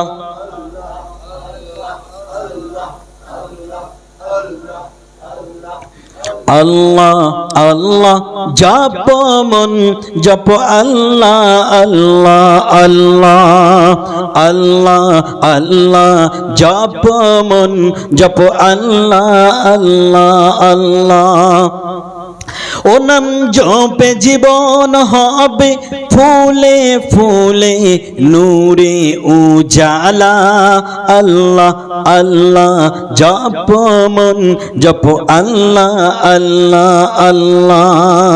ও নাম জপে আদম নবী পেল গুনাহের মাপি, অগ্নিকুণ্ডে ও নাম ছিল ইব্রাহিমের কাপি। জোরে বলেন মারহাবা, আরো জোরে মারহাবা। ও নাম জপে আদম নবী পেল গুনাহের মাপি, অগ্নিকুণ্ডে ও নাম ছিল ইব্রাহিমের কাপি। ও নাম জপে নুহের তরি পাড়ায় উড়নি মালা। আল্লাহ আল্লাহ জপ মন জপ আল্লাহ আল্লাহ আল্লাহ। আমার যুবক ভাইরা, আমি বলতেছিলাম, তুমি মনে মনে ভাবছো তোমার বয়স অনেক অল্প, এই বয়সে তুমি মরবে না। আমার প্রিয় ভাইরা, একটুখানি শোনো, একটুখানি গবেষণার দৃষ্টিতে শোনো। তুমি ভাবছো আজকে তো আমি কলেজে পড়ি, আমি তো আজকে বিশ্ববিদ্যালয়ে পড়ি, আমার বয়স তো মাত্র 20, আমার বয়স তো মাত্র 20। একটুখানি কল্পনা করে দেখো, ছোট্ট প্রাথমিক বিদ্যালয়ে তোমার সাথে তোমার অনেক বন্ধুরা পড়তো, তোমার সাথে হাই স্কুলের জীবনে অনেক বন্ধুরা পড়তো। আজকে তুমি বাড়িতে, কিন্তু তাদের মধ্যে হতে অনেকেই আজকে বাড়িতে নাই, সোজা কবরস্থানে। জোরে বলেন ঠিক কিনা? একটুখানি কল্পনা করে দেখো, তোমার খেলার সাথী দুনিয়ায় নাই, তোমার খেলার সাথী আজকে তোমার পাশে নাই। আমি আমার জীবনে বলি, অনেক বন্ধুদেরকে হারিয়েছি, যারা ছোটবেলায় একসাথে মালা খোলা খেলতাম, ছোটবেলায় একসাথে কাঁধে মাটি নিয়ে খেলা করতাম, কিন্তু 8 বছর 10 বছর 15 বছর হবার আগে, 20 বছর হবার আগে তারা ইন্তেকাল করেছে। কিন্তু আজকে আমার বয়স 34। আমার ভাইয়ের একটুখানি কল্পনা করে দেখো, যুবক ভাইরা, গোনা করো না, মোবাইলে অশ্লীল ভিডিও দেখো না, দেখতে দেখতে চোখ নষ্ট হয়ে যাবে, যৌবন শেষ হয়ে যাবে। কিন্তু তারপরেও যদি তোমার হুঁশ না ফেরে, তোমার জন্য সোজা চলে যাবে জাহান্নাম। কিন্তু এখন যদি নিজের জীবনটাকে একটু পরিবর্তন করতে পারো, তোমার জীবনটা আল্লাহ জান্নাতে পৌঁছাতে পারেন কি পারেন না? আমার ভাইয়েরা, অনেক যুবক ভাইদেরকে দেখেছে, মনে করেন একজন যুবক ভাই গভীর রজনীতে মনে মনে ভাবছে, দুনিয়ার কেউ দেখবে না, আমার ঘরের ভিতরে ইন্টারনেটটা খুব মজবুত আছে। সে করলো কি, আস্তে আস্তে ঘরের ভিতরে প্রবেশ করে দরজাটা লাগিয়ে দিল, আর মনে মনে ভাবছে সুন্দর দামি মোবাইল, এত সুন্দর মোবাইল দিয়ে ভিপিএন চালু করব, করার পরে এই মোবাইল থেকে অশ্লীল ভিডিও দেখব। আমার ভাইয়েরা, অশ্লীল ভিডিও দেখা শুরু করলো। দেখতে দেখতে যখন গভীর রজনী হয়ে গেল, মনের ভিতরে অশ্লীল ভিডিও দেখার কারণে একটা দেখা গেল চোখ দিয়ে লাল হয়ে গেল, দেহের সমস্ত অঙ্গ প্রত্যঙ্গ সবকিছু শিহরিত হয়ে গেল। হঠাৎ করে দেখা গেল সে যেন অশ্লীল ভিডিও দেখতে দেখতে তার দেহটা এক পর্যায়ে নাপাক হয়ে গেল। গভীর মনোযোগ দিয়ে শুনি ভাইয়েরা, হঠাৎ করে দেখতে দেখতে তার দেহটা নাপাক হয়ে গেল। হঠাৎ করে সে দেখতে পেল তার বদ্ধ দরজার ভিতরে, বদ্ধ ঘরের ভিতরে কাকে যেন দেখতে পেল। সে তখন মনে মনে ভাবলো, আরে আমি তো যখন ঘুমিয়েছিলাম তখন তো আমার দরজাটা লাগিয়ে দিয়েছিলাম, কিন্তু এই ঘরের ভিতরে আমি কাকে দেখলাম? সে তখন আবার চিন্তা করতে লাগলো। কিন্তু হঠাৎ করে যখন আরো ভালো করে দৃষ্টি নিক্ষেপ করলো, তার সামনে দেখতে পেল বিশাল দৈত্য আকারে, বিশাল দেখো বিশিষ্ট কে যেন দাঁড়িয়ে আছে। সে তখন বুঝতে পেরেছে দরজা লাগানোর পরেও যে আমার ঘরে প্রবেশ করেছে, এটা কোনো দুনিয়ার মানুষ নয়, বরং এটা মালাকাল মউত। হতে পারে কি পারে না? আমার ভাইয়েরা, সে তখন চিন্তা করতেছে আমি পালাবো কোথায়? আমার ভাইয়েরা, হঠাৎ করে ওই অশ্লীল ভিডিও চলতে চলতে, নেকেড অশ্লীল ভিডিও চলতে চলতে মোবাইলটা তার হাত থেকে পড়ে গেল। ওই মালাকাল মউত তার বুকের উপরে হাতটা দিয়ে দিল, তার রুহটা একবার পায়ের দিকে একবার মাথার দিকে দৌড়াতে দৌড়াতে বাধ্য হয়ে তার রুহটা মুখ দিয়ে বেরিয়ে গেল। হঠাৎ করে যখন রুহটা চলে গেল, মোবাইল অশ্লীল ভিডিও চলতে চলতে নিচে পড়ে গেল। সকাল যখন হয়ে গেল, সকাল 8টা 9টা 10টা বেজে যায়, যুবক ছেলে ঘরে দরজা খোলে না। মা তখন চিৎকার করে, বাব্বু তখন চিৎকার করে, দরজায় জোরে জোরে আঘাত করে। তারপরেও যখন দরজা খোলে না, বাধ্য হয়ে দরজাটা ভেঙে ফেলার পরে দেখে যে সন্তান দুনিয়ার বুকে নাই, হাত পাগুলো সোজা হয়ে গেছে, কাট হয়ে গেছে, চোখ দুটো দাঁড়িয়ে গেছে। এখনো পর্যন্ত তার সামনে ওই অশ্লীল ভিডিওটা পেলে অবস্থায় আছে। জোরে বলেন নাউজুবিল্লাহ। আল্লাহর নবী বলেন, ইবআসু কুল্লু আবদিন আলা মা মাতা আলাই। দুনিয়ায় যে ব্যক্তি যে অবস্থায় ইন্তেকাল করবে, কাল কিয়ামতের ময়দানে সেই অবস্থায় তাকে উঠানো হবে। জোরে বলুন নাউজুবিল্লাহ। ওই ব্যক্তিকে যদি, ওই যুবককে যদি কাল কিয়ামতের ময়দানে আল্লাহর সামনে অশ্লীল নাচ গানের ভিডিও চলতে চলতে যদি তাকে তোলানো হয়, এখন বলেন তো দেখি, তার জন্য জান্নাত না জাহান্নাম? জাহান্নাম। যুবক ভাইরা, কত গুনাহ করেছো, কত গুনাহ করেছো। মন থেকে একটু আল্লাহর কাছে তওবা করো। আল্লাহ বলেন, তুবু ইলাল্লাহি তাওবাতান নাসুহা। ও বান্দা, ও মুমিন বান্দারা, তোমরা জীবনে যত গুনাহ করেছো, আমি আল্লাহ আমার কাছে একটু অন্তর থেকে তওবা করো, আমি আল্লাহ তোমার গুনাহগুলো মাফ করে দেব। জোরে বলেন সুবহানাল্লাহ। আল্লাহর নবী সাল্লাল্লাহু আলাইহি সাল্লাম যখন মক্কা থেকে মদিনায় চলে গেলেন, যাবার পরে মদিনার সমস্ত সাহাবীদেরকে ধরে ধরে মদিনার সাহাবীদের সাথে বন্ধুত্ব করে দিলেন, ভ্রাতৃত্ব সম্পর্ক করে দিলেন।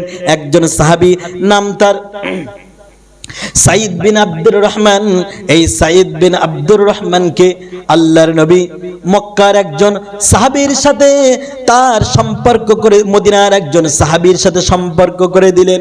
সাইদ বিন আব্দুর রহমান তিনি মক্কা থেকে গিয়েছিলেন, আর মদিনার সাহাবী সালাবাতুল আনসারী রাদিয়াল্লাহু তাআলা আনহুর সাথে তার ভ্রাতৃত্ব সম্পর্ক করে দিলেন। সালাবাতুল আনসারী বাড়িতে সাইদ ইবনে আব্দুর রহমান থাকেন। দুই ভাই একে অপরের জমি জমা ভাগ করে দিলেন, সম্পদ ভাগ করে দিলেন, এমনি করে দোকানপাট ভাগ করে দিলেন, খেজুর বাগান ভাগ করে দিলেন। কিসের স্বার্থে বলেন তো দেখি? ইসলামের স্বার্থে। কিসের স্বার্থে? ইসলামের স্বার্থে। আমার ভাইরা, হঠাৎ করে দেখা গেল আল্লাহর নবী একদিন বললেন, ও সাইদ ইবনে আব্দুর রহমান তুমি শোনো, আমি নবী আমাকে তোমার সাথে তবুকের যুদ্ধে নিয়ে যাব। আমার প্রিয় ভাইরা, আল্লাহর নবী ঘোষণা শোনার পরে হযরতে সালাবাতুল আনসারীকে ডাক দিয়ে বললেন, ও মদিনার সাহাবী শোনো, ও মদিনার ভাই তুমি শোনো, শোনো, তোমার বাড়িতে আমাকে থাকতে দিয়েছিলে, তোমার বাড়িতে তোমার জমি আমাকে দিয়েছিলে, তোমার খেজুর বাগান আমাকে দিয়েছিলে। আজকে বিশ্ব নবী আমাকে নিয়ে তবুকের যুদ্ধে যেতে চাই। এই অবস্থায় আমার স্ত্রী, আমার সন্তান তোমার বাড়িতে রেখে গেলাম আমানত হিসেবে। কি হিসেবে? আমানত হিসেবে। যুবক ভাইয়ের একটু মনোযোগ দিয়ে শোনো, আমানত হিসেবে তোমার বাড়িতে রেখে গেলাম, তুমি যেন এদের সাথে খারাপ আচরণ করো না। সালাবাতুল আনসারী বললেন, ও সাইদ ইবনে আব্দুর রহমান ভাই, কোনো টেনশন করা লাগবে না, কোনো চিন্তা করা লাগবে না, যাও যাও তুমি তবুকের যুদ্ধে চলে যাও, আমি তোমার স্ত্রী পুত্র সন্তানকে আমানত হিসেবে রেখে দেব। আমার প্রিয় ভাইয়ের একদিন চলে গেল, 2 দিন চলে গেল, কয়েকদিন যখন হয়ে গেল, সালাবাতুল আনসারীর কলিজার ভিতরে শয়তান প্রতারণা দিল, এই সুযোগ আর কোনোদিন পাবি না। জোরে বলেন নাউজুবিল্লাহ। ওই সালাবাতুল আনসারী, তুমি কি জানো না তোমার বাড়িতে তোমার ভাই সাইদ ইবনে আব্দুর রহমানের স্ত্রী বড় সুন্দর, তাকে রেখে চলে গিয়েছে যুদ্ধের ময়দানে, তুই কোনোদিন এই সুযোগ পাবি না, এই সুযোগটা হাতছাড়া করিস না। আমার প্রিয় ভাইয়েরা, হযরতে সাইদ ইবনে আব্দুর রহমানের স্ত্রী দুপুর বেলা যখন গোসল করে, পর্দার ভিতরে গোসল করতে যাবে, মাথায় পানি দেবে, ঠিক এমন সময়ে সালাবাতুল আনসারী শয়তানের ধোঁকায় পড়ে, শয়তানের প্রতারণায় পড়ে সোজা চলে গেলেন তার স্ত্রীর পাশে গিয়ে হাতটা ধরলেন। যেই মাত্র হাতটা ধরেছে, তখন ওই সাইদ ইবনে আব্দুর রহমানের স্ত্রী বলে, ও ভাই সালাবাতুল আনসারী, তুমি আমার হাত ধরেছো, তুমি কি জানো না তোমার ভাই সাইদ ইবনে আব্দুর রহমান তোমার কাছে আমাকে আমানত হিসেবে রেখে দিয়েছিল। জোরে বলেন সুবহানাল্লাহ। ও সালাবাতুল আনসারী ভাই আমার, তুমি আমার হাত ধরেছো, তোমার মতলবটা কি? এই যদি তোমার মতলব হয় তাহলে জেনে রেখো, তোমার জন্য কাল কিয়ামতের ময়দানে জাহান্নাম অবধারিত। ও সালাবাতুল আনসারী, তুমি আমার হাত ধরেছো, এই অবস্থায় যদি তুমি আমাকে ছেড়ে না দিতে পারো তাহলে আল্লাহকে ভয় করো, তা নাহলে আল্লাহ তোমাকে কোনোদিন মাফ করবে না আমানতের খেয়ানত করলে। আমার প্রিয় ভাইয়েরা, যখন সাইদ ইবনে আব্দুর রহমানের স্ত্রী এমন কথা বললেন, ভাই সালাবাতুল আনসারী আল্লাহকে ভয় করো, ওয়াত্তাকুল্লাহ ওয়াত্তাকুল্লাহ ওয়াত্তাকুল্লাহ, আল্লাহকে ভয় করো। সালাবাতুল আনসারী এই কথা শোনার সাথে সাথে গায়ের পশমগুলো খাড়া হয়ে গেল, চোখ দিয়ে পানি নির্গত হয়ে গেল, কাঁপতে কাঁপতে হাত ছেড়ে দিলেন। কি ছেড়ে দিলেন? হাত ছেড়ে দিল। আমাদের যুবকরা হলে কি বলতো? হাত ছেড়ে দেবো, সুযোগ পাইছি আর কোনোদিন পাবো না। জোরে বলেন নাউজুবিল্লাহ। সালাবাতুল আনসারী হাতটা ছেড়ে দিলেন, ছেড়ে আস্তে আস্তে জঙ্গলে চলে গেলেন। যাবার পরে আল্লাহর কাছে হাত তুললেন আর বললেন, ওগো আল্লাহ, কত বড় ভুল করেছি, কত বড় অপরাধ করেছি। আমার ভাইকে আমার বাড়িতে তার স্ত্রীকে আমানত হিসেবে রেখেছিলেন, কিন্তু আমি তো আজকে তার অপরাধ করেছি, তার হাতটা ধরে ফেলেছি। ও আল্লাহ, আসমানের নিচে জমিনের উপরে আমার মতো অপরাধী গুনাহগার বান্দা আর তো কেউ নাই। ওগো আল্লাহ, তুমি আমাকে মাফ করে দাও। বাড়িতে আসে না, বাড়িতে আসে না। তিনি মনে মনে ভাবলেন, এই মুখ আমি সমাজের কোনো মানুষকে দেখাবো না। আমার প্রিয় ভাইয়েরা, একদিন, 2 দিন, 3 দিন, কয়েকদিন যখন হয়ে গেল, কয়েক মাস যখন হয়ে গেল, সালাবাতুল আনসারী লজ্জায় বাড়িতে আসে না। হঠাৎ করে দেখা গেল সাইদ ইবনে আব্দুর রহমান যুদ্ধের ময়দান থেকে ফিরে চলে আসলেন, স্ত্রীর কাছ থেকে সব কিছু শুনলেন। শোনার পরে সালাবাতুল আনসারীর উপরে সমস্ত রাগ ক্ষোভ সব কিছু মাফ করে দিলেন। জোরে বলেন সুবহানাল্লাহ। মাফ করে দিয়ে খুঁজতে খুঁজতে সালাবাতুল আনসারীকে পেয়ে গেলেন পাহাড়ের ভিতরে। পাহাড়ের পাদদেশে পাওয়ার পরে সালাবাতুল আনসারীকে ডাক দিয়ে বললেন, ও ভাই সালাবাতুল আনসারী, চলো চলো সমাজের ভিতরে চলো, আমি তোমাকে মাফ করে দিয়েছি, আমার স্ত্রী তোমাকে মাফ করে দিয়েছে, চলো চলো। সালাবাতুল আনসারী বললেন, ও আমার ভাই, নিশ্চয়ই আমি অপরাধী, আমি এত বড় অপরাধ করেছি, তোমরা মাফ করলেও আমার বিশ্বাস আমার নবী আমাকে মাফ করবে না, তোমরা মাফ করলে আমার আল্লাহ আমাকে মাফ করবে না। ও আমার ভাই শোনো শোনো, আমার হাত দুটো দড়ি দিয়ে বাঁধো, আমার পা দুটো দড়ি দিয়ে বাঁধো, বাঁধতে বাঁধতে টানতে টানতে আমার বাড়িতে নিয়ে যাও, কারণ আমি নিজেকে বড় অপরাধী মনে করতেছি।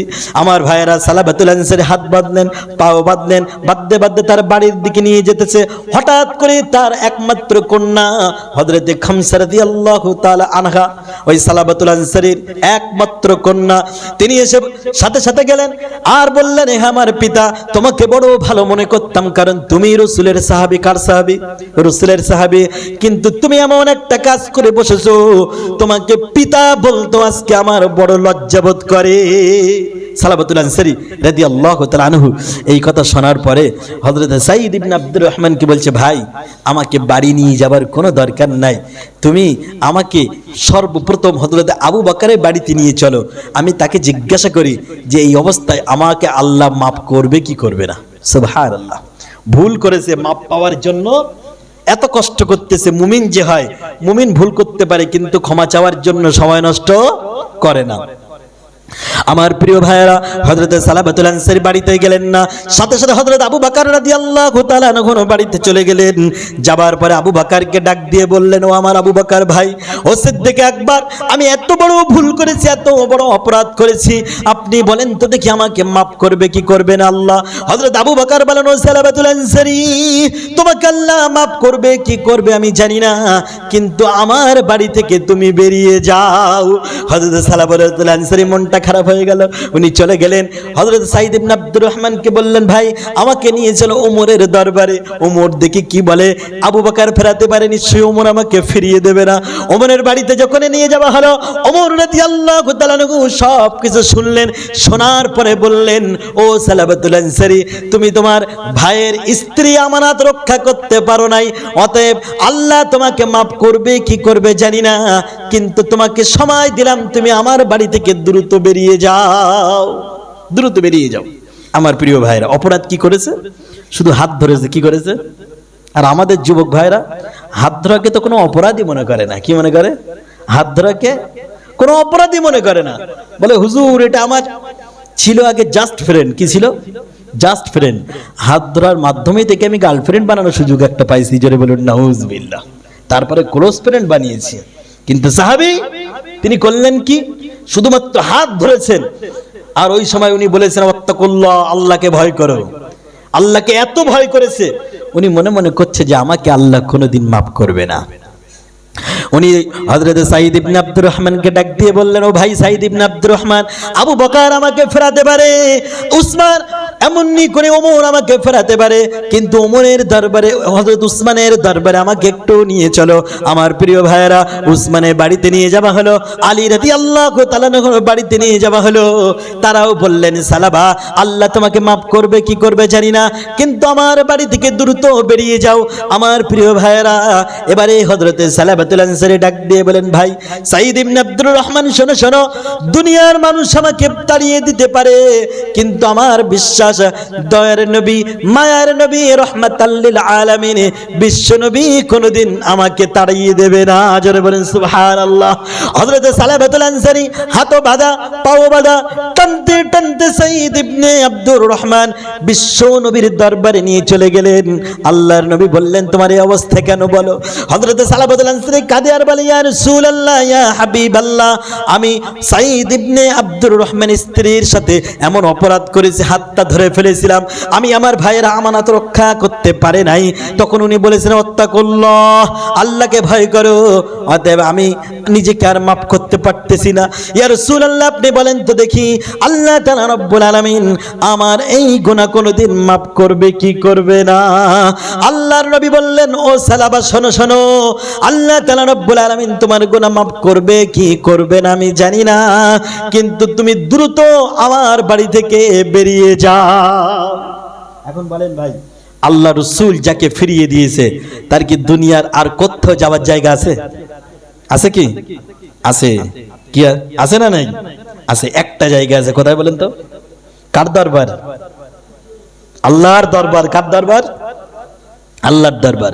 আল্লাহ রাসূল যখন ফিরিয়ে দিয়েছে তখন হযরতে সালাবা বলছে, ভাই সাঈদ ইবনে আব্দুর রহমান, তোমার স্ত্রীর সাথে এমন অপরাধ করেছিলাম, তুমি আমাকে মাফ করেছো, কিন্তু রাসূল আমাকে ফিরিয়ে দিয়েছে, আমাকে হযরত ওমর ফিরিয়ে দিয়েছে, হযরত উসমান ফিরিয়ে দিয়েছে, হযরতে আবু বকর সিদ্দিক আকবর রাদিয়াল্লাহু তাআলা আনহু ফিরিয়ে দিয়েছে, কিন্তু আর একটা দরবার আছে, ওই দরবারে গিয়ে আমি ক্ষমা চাইবো। আমার দৃঢ় বিশ্বাস আমার আল্লাহ কোনোদিন আমাকে ফিরিয়ে দেবে না। জোরে বলেন সুবহানাল্লাহ। আল্লাহ বান্দাকে কত ভালোবাসেন, আল্লাহ বান্দাকে অনেক ভালোবাসে। আল্লাহ তাআলা রব্বুল আলামিন বলেন, আমি আমার ভালোবাসাকে একটা নাই, দুইটা নাই, 100টা ভাগ করেছি। কয়টা ভাগ? 100টা ভাগ করেছি। 100টা ভাগের ভিতরে আমি 1% ভালোবাসা গোটা পৃথিবীতে সৃষ্টি জগতে আমি আল্লাহ ছড়িয়ে দিয়েছি। কত পার্সেন্ট ভালোবাসা? 1% ভালোবাসা। আর 99% ভালোবাসা আমি আল্লাহ আমার কাছে রেখেছি আমার বান্দার জন্য। জোরে বলুন না সুবহানাল্লাহ। 1% ভালোবাসা নিয়ে দেখবেন সন্তান যত অপরাধ করুক, পিতা বলে ঘরে উঠতে দেব না, বাড়িতে ঢুকতে দেব না। গভীর রজনীতে যখন সন্তান দরজার সামনে সে একটা টোকা মারে, সাথে সাথে মা দরজাটা খুলে দেয়। সন্তান জিজ্ঞাসা করে, আম্মু তুমি কি ঘুমাওনি? আব্বু না বলেছে বাড়িতে ঢুকতে দেবে না। তখন ওই মা কেঁদে কেঁদে বলে, বাবা তোমার আব্বু তোমাকে ঘরে ঢুকতে দেবে না, কিন্তু জেনে রেখো তোমার মা যতদিন বেঁচে থাকবে তোমার দরজা আমার জন্য খোলা। জোরে বলুন না সুবহানাল্লাহ। আমার প্রিয় ভাইয়েরা, আল্লাহ তাআলা রব্বুল আলামিন বলেন, 1% ভালোবাসা দুনিয়ার সৃষ্টিকুলের ভিতরে ছড়িয়েছি, জন্তু জানোয়ারের ভিতরে ছড়িয়েছি, মাছের ভিতরে ছড়িয়েছি, পাখির ভিতরে ছড়িয়েছি, মানব কুলের ভিতরে ছড়িয়েছি। এই 1% ভালোবাসা নিয়ে বন্ধুর কিছু হলে বন্ধু সহ্য করতে পারে না, সন্তানের কিছু হলে পিতামাতা সহ্য করতে পারে না, পিতামাতার কিছু হলে সন্তান সহ্য করতে পারে না।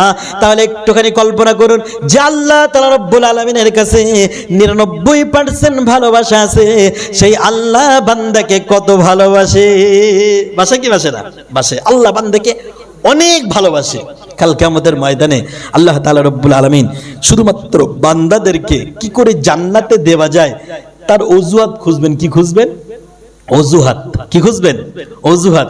দেখবেন সন্তান যখন বারংবার ভুল করে তখন পিতামাতা এক পর্যায়ে এসে মনে মনে করে যে ওই সন্তান আমার কাছে একটিবার বলুক আব্বু ভুল হয়ে গেছে, আমি ওকে সব মাফ করে দেবো। বলে কি বলে না? বলে। কিন্তু আল্লাহ তাআলা রব্বুল আলামিন বলেন, কাল কিয়ামতের ময়দানে একজন বান্দা জান্নাতের দিকে যখন আমি তাকে বলে দেব, ও বান্দা তোমার কোনো নেকি নাই, তুমি জাহান্নামে চলে যাও, ওই বান্দা তখন আল্লাহ তাআলা রব্বুল আলামিনের কণ্ঠ থেকে জাহান্নামের ঘোষণা শোনার পরে জাহান্নামের দিকে দৌড় শুরু করবে, জাহান্নামের দিকে দৌড়াতে থাকবে, আর বারংবার আল্লাহর সিংহাসনের দিকে তাকাবে, আবার জাহান্নামের দিকে দৌড়াবে, আবার আল্লাহর দিকে তাকাবে।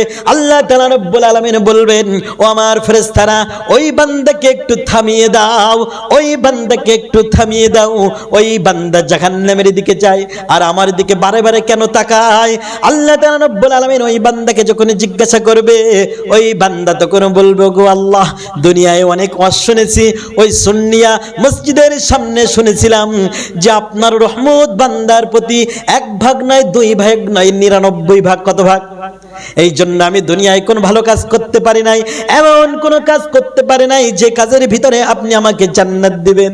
কিন্তু আল্লাহ আমি শুনেছি আপনার রহমতটা অনেক বেশি, আপনি যখন আমাকে জাহান্নামের ঘোষণা দিলেন আমি বারংবার আপনার দিকে তাকাই আর মনে মনে ভাবি যে আমার আল্লাহ যদি আমার উপরে বিন্দু মাত্র রহম করত, করত, করুণা করত, দয়া করত, তাহলে আমার জন্য আজকে জাহান্নামে যাওয়া লাগতো না।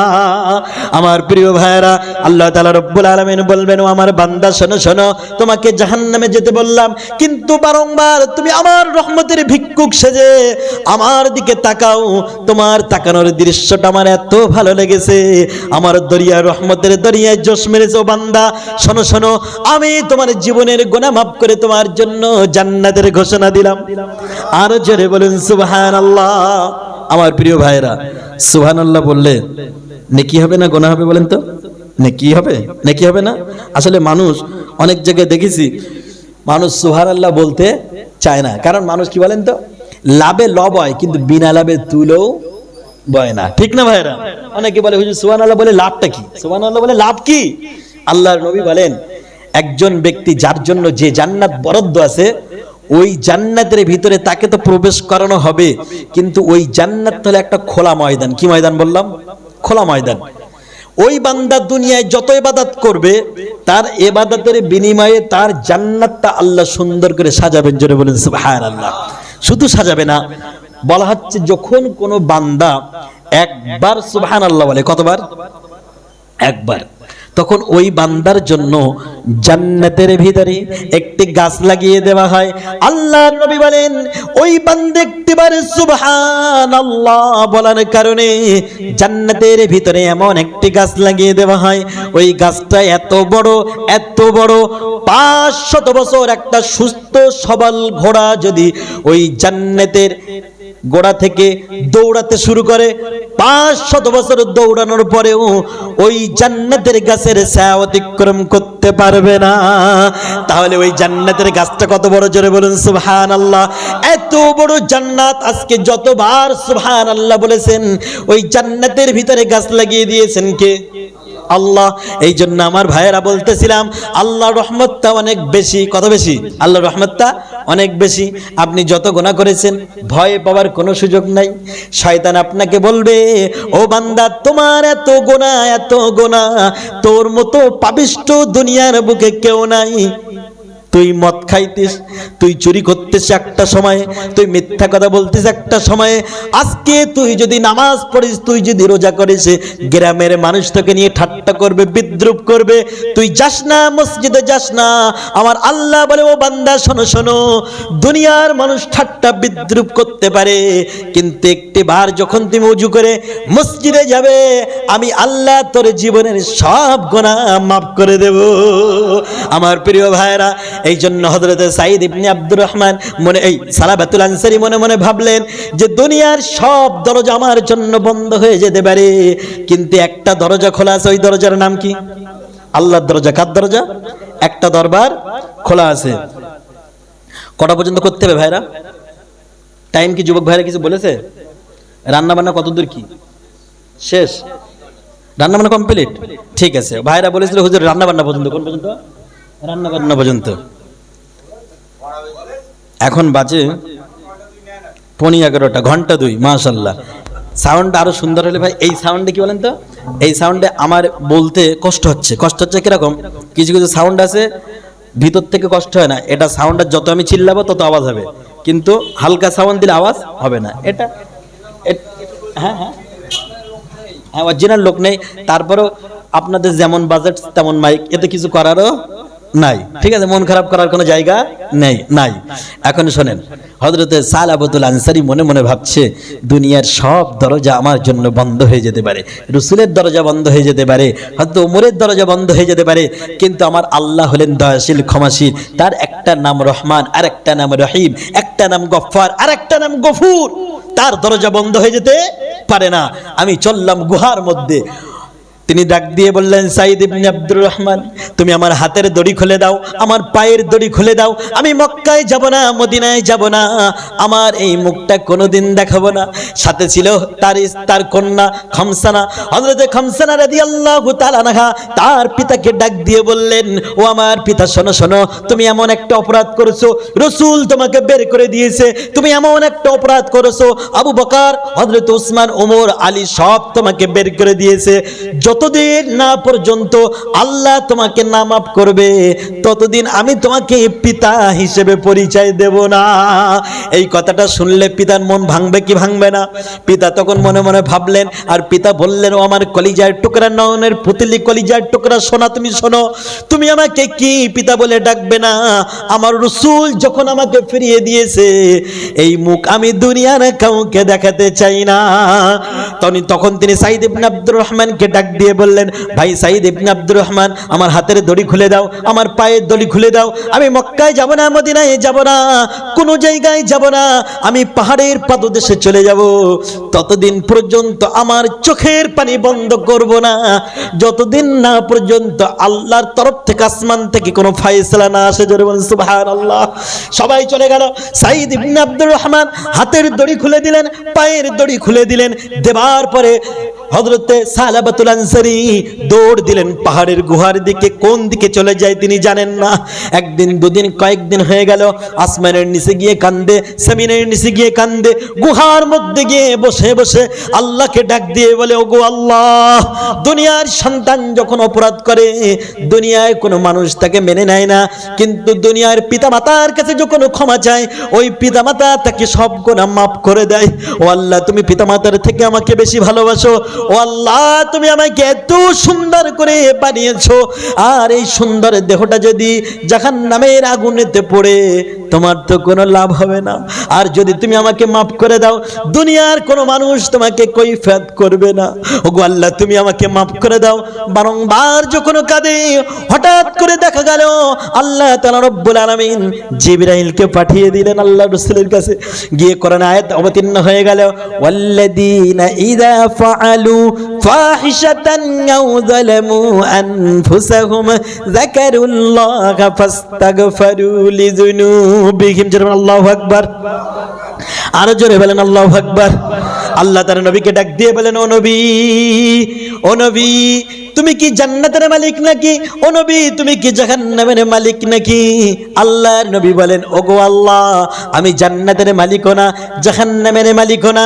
আল্লাহ তখন বলেন, ও নবী, তাহলে তুমি কেন বললে সালাবার জীবনের গুনাহ মাফ হবে না? তুমি কেন বললে? ও নবী, আমি যদি মাফ করে দেই, তোমার কোনো অভিযোগ আছে নাকি? আল্লাহর নবী বললেন, ওগো আল্লাহ, আপনি যদি সালাবাকে মাফ করে দেন, আমার অভিযোগ তো থাকতে পারে না। আল্লাহ তাআলা রব্বুল আলামিন বললেন, ও নবী শোনো, আমি আমার সালাবার জীবনের সব গুনাহকে মাফ করে দিলাম। আর জোরে বলেন সুবহানাল্লাহ। যাও নবী, যাও, তুমি তোমার সাহাবীদেরকে পাঠিয়ে দাও, আমার সালাবাকে ডেকে নিয়ে আসো, সসম্মানে তাকে মদিনায় ফিরিয়ে নিয়ে আসো। আমার প্রিয় ভাইয়েরা, পাশে বসেছিল হযরত ওমর, পাশে বসেছিল হযরত আবু বকর। এই কথা যখন শুনলেন, আবু বকর ডাক দিয়ে বলেন, ওগো নবীজি, আপনি আমাকে অনুমতি দেন, আমি সালাবাকে সম্বোধন করে, সালাবাকে সংবর্ধনা দিয়ে, ফুলের মালা দিয়ে তাকে আমি মক্কা মদিনায় নিয়ে আসবো। জোরে বলেন সুবহানাল্লাহ। পাশে বসেছিলেন হযরত সালমান ফারসি। এখন দেখা গেল যে সালাবার উপরে আল্লাহ খুশি ছিল না, নবীও খুশি ছিলেন না, কেউ খুশি ছিলেন না, এখন আল্লাহ খুশি, সবাই খুশি। এই জন্য বলেন ভাইরা, আপনি যখন আল্লাহকে খুশি করবেন, দুনিয়ার মানুষ দেখবেন আপনাকে ভালোবেসে ফেলবে। জোরে বলেন ঠিক কিনা? দুনিয়ার মানুষ কাউকে তখন ভালোবাসে যখন আল্লাহ যখন কাউকে, ওই জন্য দেখবেন আল্লাহর অনেক ওলিদেরকে দুনিয়ার অনেক মানুষ ভালোবাসে। কেন ভালোবাসে? আল্লাহ বলেন, যখন আল্লাহ যখন কাউকে ভালোবাসে, তখন আল্লাহ তাআলা রব্বুল আলামিন ফেরেশতাদেরকে ডাক দিয়ে বলে, আমার ফেরেশতারা শোনো, আমি আমার অমুক বান্দাকে খুব ভালোবাসি। ফেরেশতারা এই খবর শোনার পরে দুনিয়াবাসীকে চিৎকার দিয়ে দিয়ে বলে, ও দুনিয়ার মানুষেরা শোনো, অমুক বান্দাকে আল্লাহ খুব ভালোবাসে, অতএব তোমরাও তাকে ভালোবেসে ফেলো। জোরে বলুন সুবহানাল্লাহ। এই জন্য দেখবেন দুনিয়ার অনেক মানুষ আছে আল্লাহর ওলি, তাদেরকে সাধারণ মানুষেরা ভালোবাসে। এই ভালোবাসাটা কার তরফ থেকে বলেন তো? আল্লাহর তরফ থেকে। হযরতে উসমান, হযরতে আবু বকর, ওমর, হযরতে সালমান ফারসি রাদিয়াল্লাহু তাআলা আনহু বিশ্ব নবীকে বললেন, ইয়া রাসূলুল্লাহ, ইয়া হাবিবাল্লাহ, আপনি অনুমতি দেন আমরা নিয়ে আসি। আল্লাহর নবী বললেন, যাও ওমর, যাও উসমান, যাও আবু বকর, তোমরা নিয়ে আসো। আবু বকর উসমান চলে গেলেন, খুঁজতেছে, খুঁজে পায় না। হঠাৎ করে দেখতে পেলেন পাহাড়ের পাদদেশে কিছু রাখাল গরু চড়ায়, ছাগল চড়ায়। তাদেরকে ডাক দিয়ে বললেন, ও রাখালেরা শোনো, তোমরা কি সালাবাতুল আনসারীকে দেখেছো নাকি? আল্লাহ রাসূলের সাহাবী, তারা বললেন শোনো, আমরা সালাবাতুল আনসারীকে চিনি না, আল্লাহর নবীর কোন সাহাবীকে চিনি না, কিন্তু একটা তোমাদেরকে নমুনা বলতে পারি, যে নমুনায় তোমরা পেয়ে যেতে পারো। তখন তারা বললেন কি নমুনা? তখন ওই সমস্ত রাখালেরা বললেন, বিগত কয়েক মাস হলো একজন ব্যক্তি ওই গুহার ভিতরে বসে বসে ক্রন্দন করে, রাত্র যখন গভীর হয়ে যায় তখন তার কান্নার আওয়াজে আমরা ঘুমাতে পারি না। ও আবু বকর, ও উসমান, তোমরা যাকে খুঁজতেছো, আমাদের মন বলতেছে ওই গুহার ভিতরে সালাবাতুল আনসারী লুকিয়ে আছে। হযরত আবু বকর বললেন, ও উমর শোনো ভাই আমার, ও উসমান শোনো, এই রাখালেরা যে পরিচয় দিল, আমাদের দৃঢ় বিশ্বাস ওই গুহার ভিতরে বিশ্বনবীর সাহাবী সালাবাতুল আনসারী আছে। জোরে বলেন সুবহানাল্লাহ। গভীর রাত্রে বেলা সালাবাতুল আনসারীকে খুঁজতে খুঁজতে গুহার পাদদেশে যখন চলে গেলেন, গিয়ে দেখতে পেলেন সালাবাতুল আনসারী তিনি সিজদায় লুটিয়ে পড়লেন, আর লুটিয়ে লুটিয়ে কান্দে, লুটিয়ে লুটিয়ে চোখের পানি ফেলে, জামা ভিজে যায়। আল্লাহ রাসূলের সাহাবী হযরত আবু বকর বললেন, ও সালাবা, আর ক্রন্দন করা লাগবে না, আর কাঁদতে হবে না, মাথা উঠাও, মাথা উঠাও, কারণ তোমার চোখের পানি আল্লাহ কবুল করে নিয়েছে। জোরে বলুন সুবহানাল্লাহ। আমার প্রিয় ভাইরা, আপনি যত ইবাদত করবেন, আমরা যত ইবাদত করব, সমস্ত ইবাদত গণনা করা হবে, সমস্ত ইবাদত মাপ দেওয়া হবে, কিন্তু এমন একটা জিনিস আমাদের ভিতরে আছে, আল্লাহর নবী বলেন ওটা মাপ দেওয়া হবে না। জোরে বলুন না সুবহানাল্লাহ। কি বলবো, আপনারা কি বলতে পারবেন? একটা জিনিস, আপনি নামাজ করবেন, ওই নামাজটা কিয়ামতের ময়দানে মাপ দেওয়া হবে। রোজা করবেন, ওটা মিজানের পাল্লায় তোলা হবে। কিন্তু আল্লাহর নবী বলেন, যখন বান্দা চোখের পানি ফেলায়, কি ফেলায়? চোখের পানি ফেলাই, ওটাকে মাপ দেওয়া হয় না, ওজন দেওয়া হয় না, ওটাকে গণনার ভিতরে নেওয়া হয় না। সাহাবীরা বললেন, ইয়া রাসূলুল্লাহ, বান্দা আল্লাহর ভয়ে চোখের পানি ফেলবে, ওটা মাপ দেওয়া হয় না, ওজন করা হয় না, তাহলে কি করা হয়? আল্লাহর নবী বললেন, চোখের এক ফোঁটা পানি দ্বারা আল্লাহ তার জন্য বরাদ্দকৃত জাহান্নামের সমস্ত আগুনকে নিভিয়ে দেন। জোরে বলেন সুবহানাল্লাহ, সুবহানাল্লাহ। চোখের পানির ফোঁটা এত মূল্য, জাহান্নামের আগুনকে একদিন নয়, 2 দিন নয়, প্রথম 1000 বছর ধরে জ্বালালেন। কত বছর? 1000 বছর ধরে জ্বালানোর পরে আল্লাহ জিজ্ঞাসা করলেন, ফেরেশতারা বলো তো কালার কেমন হয়েছে?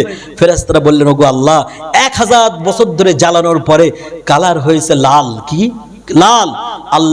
আল্লাহ বললেন, আরো জ্বালাও, আরো জ্বালাও। আবার 1000 বছর ধরে জ্বালানো হলো। আল্লাহ জিজ্ঞাসা করলেন, বলো তো কালার কি হয়েছে? ফেরেশতারা বললেন, ওগো আল্লাহ, এবার লাল থেকে হয়েছে নীল। আল্লাহ বলেন, এটাও এখনো হয় নাই, আরো জ্বালাও। আবার 1000 বছর ধরে জ্বালানো হলো। তারপরে আল্লাহ জিজ্ঞাসা করলেন, ফেরেশতারা বলো তো এবার কি কালার হয়েছে? আল্লাহ জানেন কি জানেন না? সব জানেন, তারপরেও জিজ্ঞাসা করেন। ফেরেশতারা বললেন, ওগো আল্লাহ, প্রথমে 1000 বছর ধরে জ্বালিয়েছিলাম, হয়েছিল লাল, তারপরে 1000 বছর ধরে জ্বালিয়েছিলাম, হয়েছিল নীল, এবার 1000 বছর ধরে জ্বালালাম, হয়ে গেল কালো। এত ঘুটঘুটে কালো হয়ে গেল, কিচ্ছু দেখা যায় না। এক জায়গায় জাহান্নামীরা ওই আগুনের ভিতরে পুড়বে, পাশে আরেকজন জাহান্নামী পুড়ে চিৎকার দেবে, কিন্তু কেউ কাউকে দেখতে পাবে না। আল্লাহ তাআলা রব্বুল আলামিন বলেন, এইবারে ঠিক আছে, এইবারে ঠিক আছে। আল্লাহর নবী বলেন, এই যে 3000 বছর ধরে জাহান্নামের আগুন জ্বালানো হলো, যার রং হয়ে গেল কালো, বান্দা যদি দুনিয়ায় এক ফোঁটা চোখের পানি ফেলাতে পারে, ওই চোখের পানি কোনোদিন আল্লাহ ওজন করবেন না, বরং ওই চোখের পানির ফোঁটার বিনিময়ে আল্লাহ তার জন্য বরাদ্দকৃত জাহান্নামের আগুনকে আল্লাহ নিভাইয়া দেবেন। সুবহানাল্লাহ। হযরত আবু বকর ডাক দিয়ে বলেন, উসমান ডাক দিয়ে বলেন, ওমর ডাক দিয়ে বলেন, ও সালাবাতুল আনসারী, তুমি এমন ভাবে চোখের পানি ফেলিয়েছো, আবু বকর ফিরত দিয়েছে, ওমর ফিরত তোমাকে দিয়েছে, নবী তোমাকে ফিরত দিয়েছে, কিন্তু চোখের পানির দ্বারা আল্লাহ তাআলা রব্বুল আলামিন তোমাকে কবুল করে নিয়েছে। জোরে বলেন সুবহানাল্লাহ। সালাবাতুল আনসারী এবার খুশি হয়ে গেলেন, সিজদা থেকে উঠে দাঁড়ালেন, তিনি চিৎকার দিয়ে বললেন, ভাই ওমর, ভাই উসমান, আমি তো খুশি হয়ে গিয়েছি, চলো আমাকে রাসূলের দরবারে নিয়ে চলো। গভীর রজনীতে তাকে নিয়ে হাত ধরে ধরে মক্কা মদিনার দিকে নিয়ে গেলেন। মদিনার দিকে যখন চলে গেলেন তখন ফজরের ওয়াক্ত হয়ে গেল। আস্তে আস্তে মসজিদের নববীতে যখন চলে গেলেন তখন সাহাবায়ে কেরাম দেখলেন বিশ্বনবী ফজরের নামাজ শুরু করে দিলেন। প্রথম রাকাতে আল্লাহর রাসূল একটা সূরা পড়লেন, দ্বিতীয় রাকাতে আল্লাহর নবী সূরাতুল ফাতিহা পড়ার পরে সূরাতুত তাকাসুর পড়া শুরু করে দিলেন। যে তাকাসুরের প্রথম আয়াত ছিল আলহাকুমুত তাকাসুর হাত্তা যুরতুমুল মাকাবির। আমার প্রিয় ভাইরা, হযরতে সালাবাতুল আনসারীকে আল্লাহ মাফ করে দিয়েছেন বটে, কিন্তু জাহান্নামের ভয় এখনো পর্যন্ত অন্তর থেকে যায় নাই। যখন আল্লাহর নবী দ্বিতীয় রাকাতে সূরা তাকাসুর পড়া শুরু করে দিলেন, আলহাকুমুত তাকাসুর, ও বান্দারা তোমরা কিসের প্রতিযোগিতা করো, কিসের প্রাচুর্যের প্রতিযোগিতা করো, হাত্তা যুরতুমুল মাকাবির, এই প্রতিযোগিতা তোমাদের ততক্ষণ পর্যন্ত থামবে না যতক্ষণ না পর্যন্ত তোমরা কবরে পৌঁছে যাও। আমার প্রিয় ভাইরা, এই দ্বিতীয় নম্বর আয়াত যখন আল্লাহর নবী পড়লেন আর সালাবার কণ্ঠের কর্ণের ভিতরে চলে গেল, সাথে সাথে এত ভয় পেলেন জাহান্নামের ভয়ে, একটা বিকট চিৎকার করে সালাবাতুল আনসারী মাটিতে পড়ে গেলেন আর সাথে সাথে ইন্তেকাল হয়ে গেল। জোরে বলুন সুবহানাল্লাহ। আমার ভাইয়েরা, নামাজ যখন শেষ হয়ে গেল সাহাবায়ে কেরাম কেউ নামাজ ভাঙলেন না। পাশে কে মরে গেল, কে কি হলো দেখলেন না। আল্লাহর নবী বললেন, ও আমার সাহাবারা, কে চিৎকার দিল বলো বলো। সাহাবায়ে কেরাম বললেন, ইয়া রাসূলুল্লাহ, ইয়া হাবিবাল্লাহ, আপনি যখন দ্বিতীয় রাকাতে সূরা তাকাসুর পড়তেছিলেন, ওই তাকাসুরের ভিতরে কবরের কথা যখন এসেছে, হাসরের কথা যখন এসেছে, কবরের কথা চিন্তা করে আপনার সাহাবী সালাবাতুল আনসারী চিন্তা করতে করতে বিকট চিৎকার দিয়ে দুনিয়া থেকে বিদায় হয়ে গেছে। আল্লাহর নবী বললেন, ও আমার সাহাবারা, সালাবাতুল আনসারীকে গোসল দিয়ে দাও, আমি নবী ওই সালাবাতুল আনসারীর জানাজার নামাজে ইমামতি করব। জোরে বলুন সুবহানাল্লাহ। কত সৌভাগ্য! আল্লাহর নবী তিনি নিজে হাতে কাফন পরালেন, নিজে হাতে গোসল দিলেন, কাফন পরালেন। তারপরে আল্লাহ রাসূল সাহাবায়ে কেরামদেরকে বললেন, ও আমার সাহাবারা, তোমরা দাঁড়িয়ে যাও, আমি নবী নিজেই সালাবাতুল আনসারীর জানাজা পড়াবো।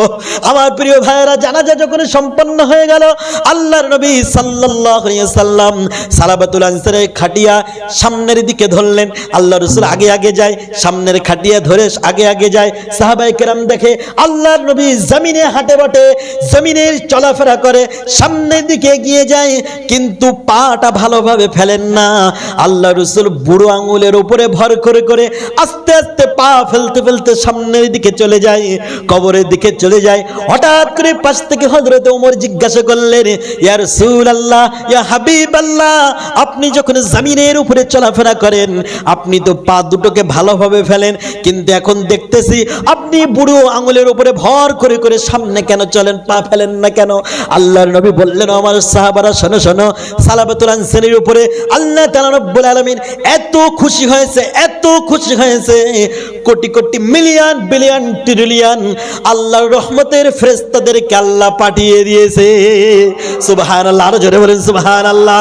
আমার প্রিয় ভাইরা, রাসূল বললেন, আমি যখন জমিনে পা দেই তখন চতুর্দিকে দেখি আল্লাহর রহমতের ফেরেশতারা আমাদের সাথে সাথে হাঁটে, এত ফেরেশতা হাঁটে আমি নবী পা ফেলানোর জায়গা পর্যন্ত পাই না।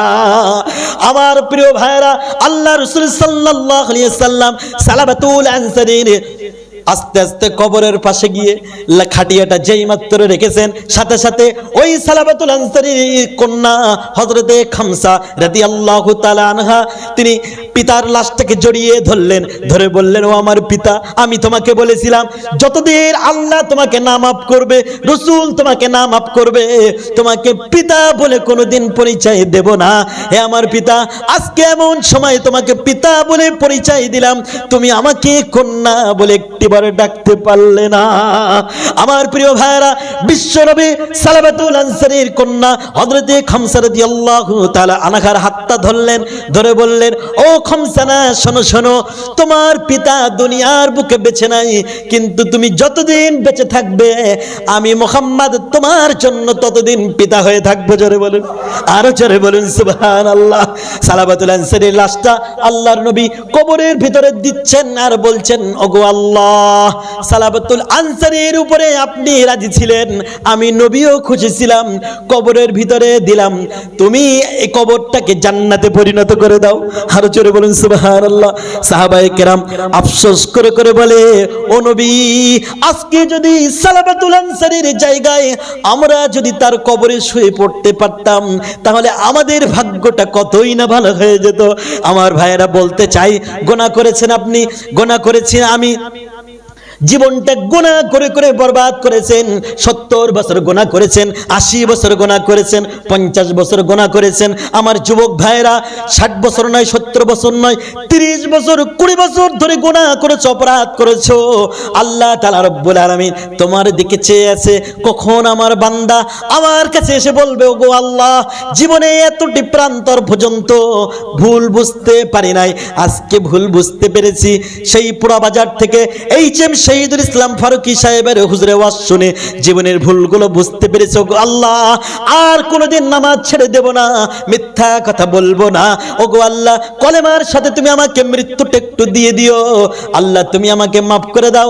আল্লাহ তাআলা রব্বুল আলামিন বলবে, ও বান্দা, আমি তো তোমার দিকে পথ চেয়ে বসেছিলাম, কবে তুমি তোমার গুনাহের কথা স্মরণ করে আমার কাছে মাফ চাইবে? আরো জোরে বলুন সুবহানাল্লাহ।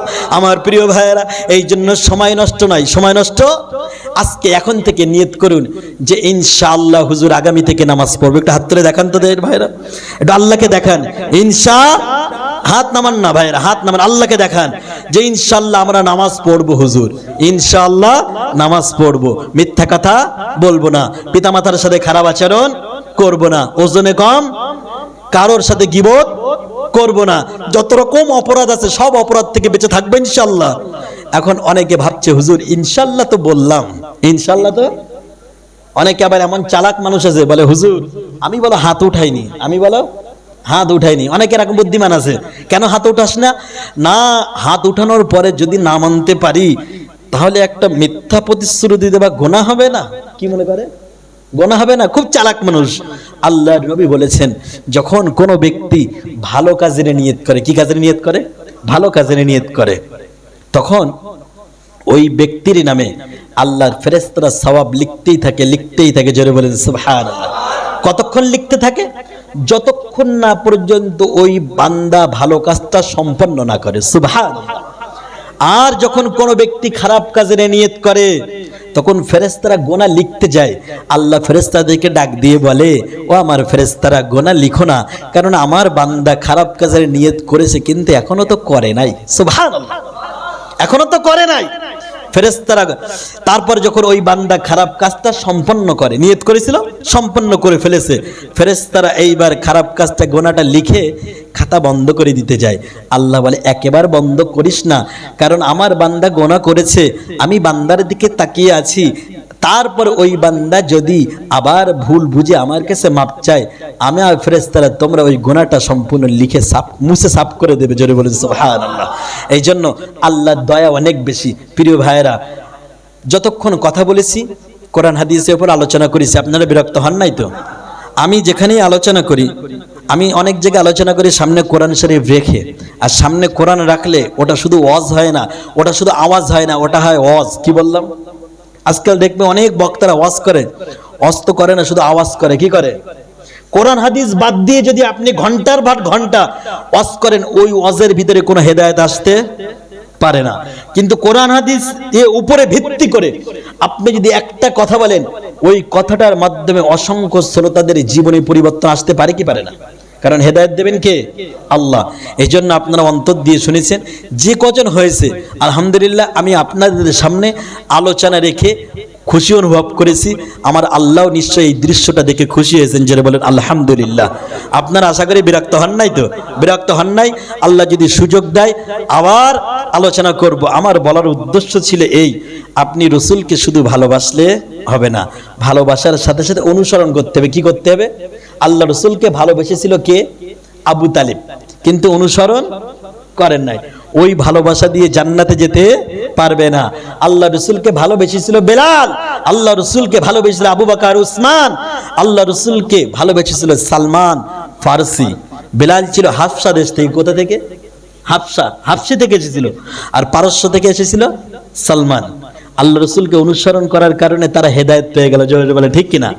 কবি কত সুন্দর করে বলেন, হাফসা থেকে বেলাল এলো, পারস্য থেকে সালমান, আর নবীর দেশের মানুষ হয়ে আবু জেহেল হয়ে গেল বেঈমান। আমার ভাইয়েরা দেখবেন কিছু কিছু সময় মসজিদ থেকে 2 কিলোমিটার দূরে আব্দুল্লাহ চাচার বাড়ি, বয়স 70 বছর বয়স।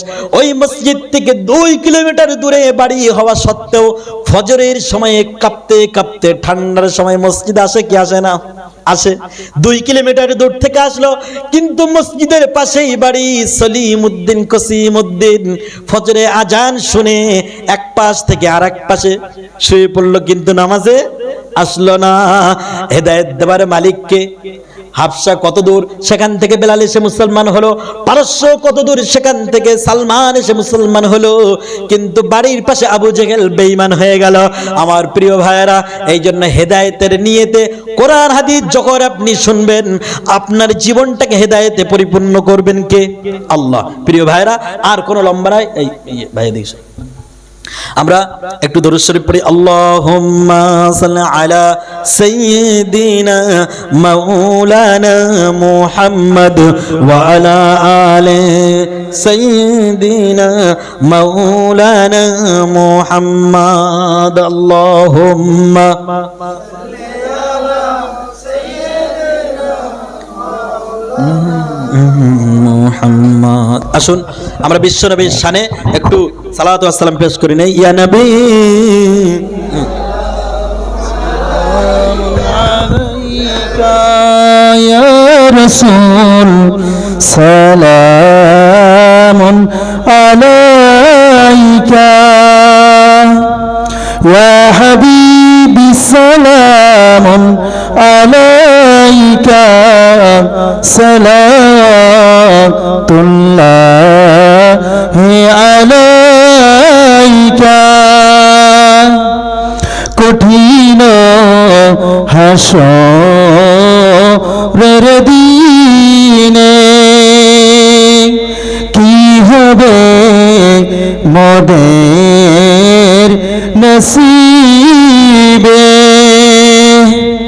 গুনাহগার উম্মতি বলে লহিবেন সেই কঠিন দিনে আপন করে। ইয়া নবী সালামুন আলাইকা ইয়া রাসূল সালামুন আলাইকা ইয়া হাবিব সালামুন আলাইকা সালাতুল্লাহি আলাইকা। জিবরাইল ডাকেন বারে বার, খুলে দাও আসমানের দুয়ার। এসেছেন নবীদের সরদার, করিতেন আল্লাহর ও দিদার। ইয়া নবী সালামুন আলাইকা ইয়া রাসূল সালামুন আলাইকা ইয়া হাবিব সালামুন আলাইকা সালাওয়াতুল্লাহি আলাইকা। দয়াময় প্রভু যিনি কি জিনিস পাঠাইলেন তিনি, চিনিল না মক্কাবাসিনী, চিনিল বনের অহরিণী। ইয়া নবী সালামুন আলাইকা ইয়া رسول سلام عليك يا حبيب سلام عليك صلوات الله عليك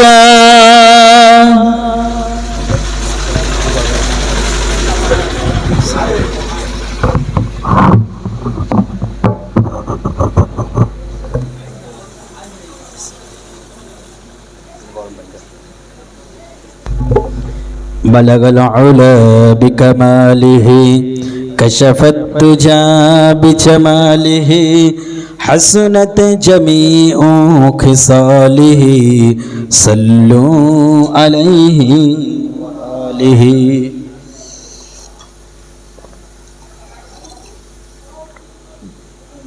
দেখেন রিজিকের মালিক কে বলেন তো? আল্লাহ যেটা চান সেটাই হয়, এটা পূর্বে নির্ধারিত। যারা বলেন ঠিক না? আজকের আমার জলসা ছিল হাওড়া জেলায় এবং এটা দাওয়াত ছিল প্রায় 1.5 মাস আগে, কিন্তু হঠাৎ করে কোনো এক কারণে ভোটের এই সমস্ত গন্ডগোলের কারণে তাদের এলাকার কমিটির ভিতরে সমস্যা, জলসাটা কাল ফোন করে মানা করে দিয়েছে, হুজুর জলসা আদায় হবেই না। স্টেজ করার পরে নিজেদের ভিতরে গন্ডগোল হয়ে দুটো দল হয়েছে, মনে করেন বুঝতে পারেন টিএমসি দল হয়েছে, স্টেজ ভেঙে গেছে। ফোন করে দিয়েছে হুজুর জলসা হবে না। আমি বললাম ঠিক আছে, না হতেই পারে, আজকে একদিন বাড়িতে থাকবো আরামসে, সবই আল্লাহর ইচ্ছা। হঠাৎ করে দেখা গেল আজকে সকালবেলায় এই আপনাদের আটলিয়ার ভিতরে এক ভাই আব্দুল্লাহ মাওলানা, সে আমাকে ফোন করলেন যে হুজুর ঠিক না, যে আজকে খালি আছে? আমি বললাম হ্যাঁ আছে। আমি বললাম কেন? বললো এই একটা সুন্নিয়া বলে একটা জায়গা, সেখানে একটা বাচ্চারা একটা প্রোগ্রাম করছে। তখন আমি বুঝলাম যে রিজিক আমার এখানেই ছিল। যেটা বলেন ঠিক কিনা?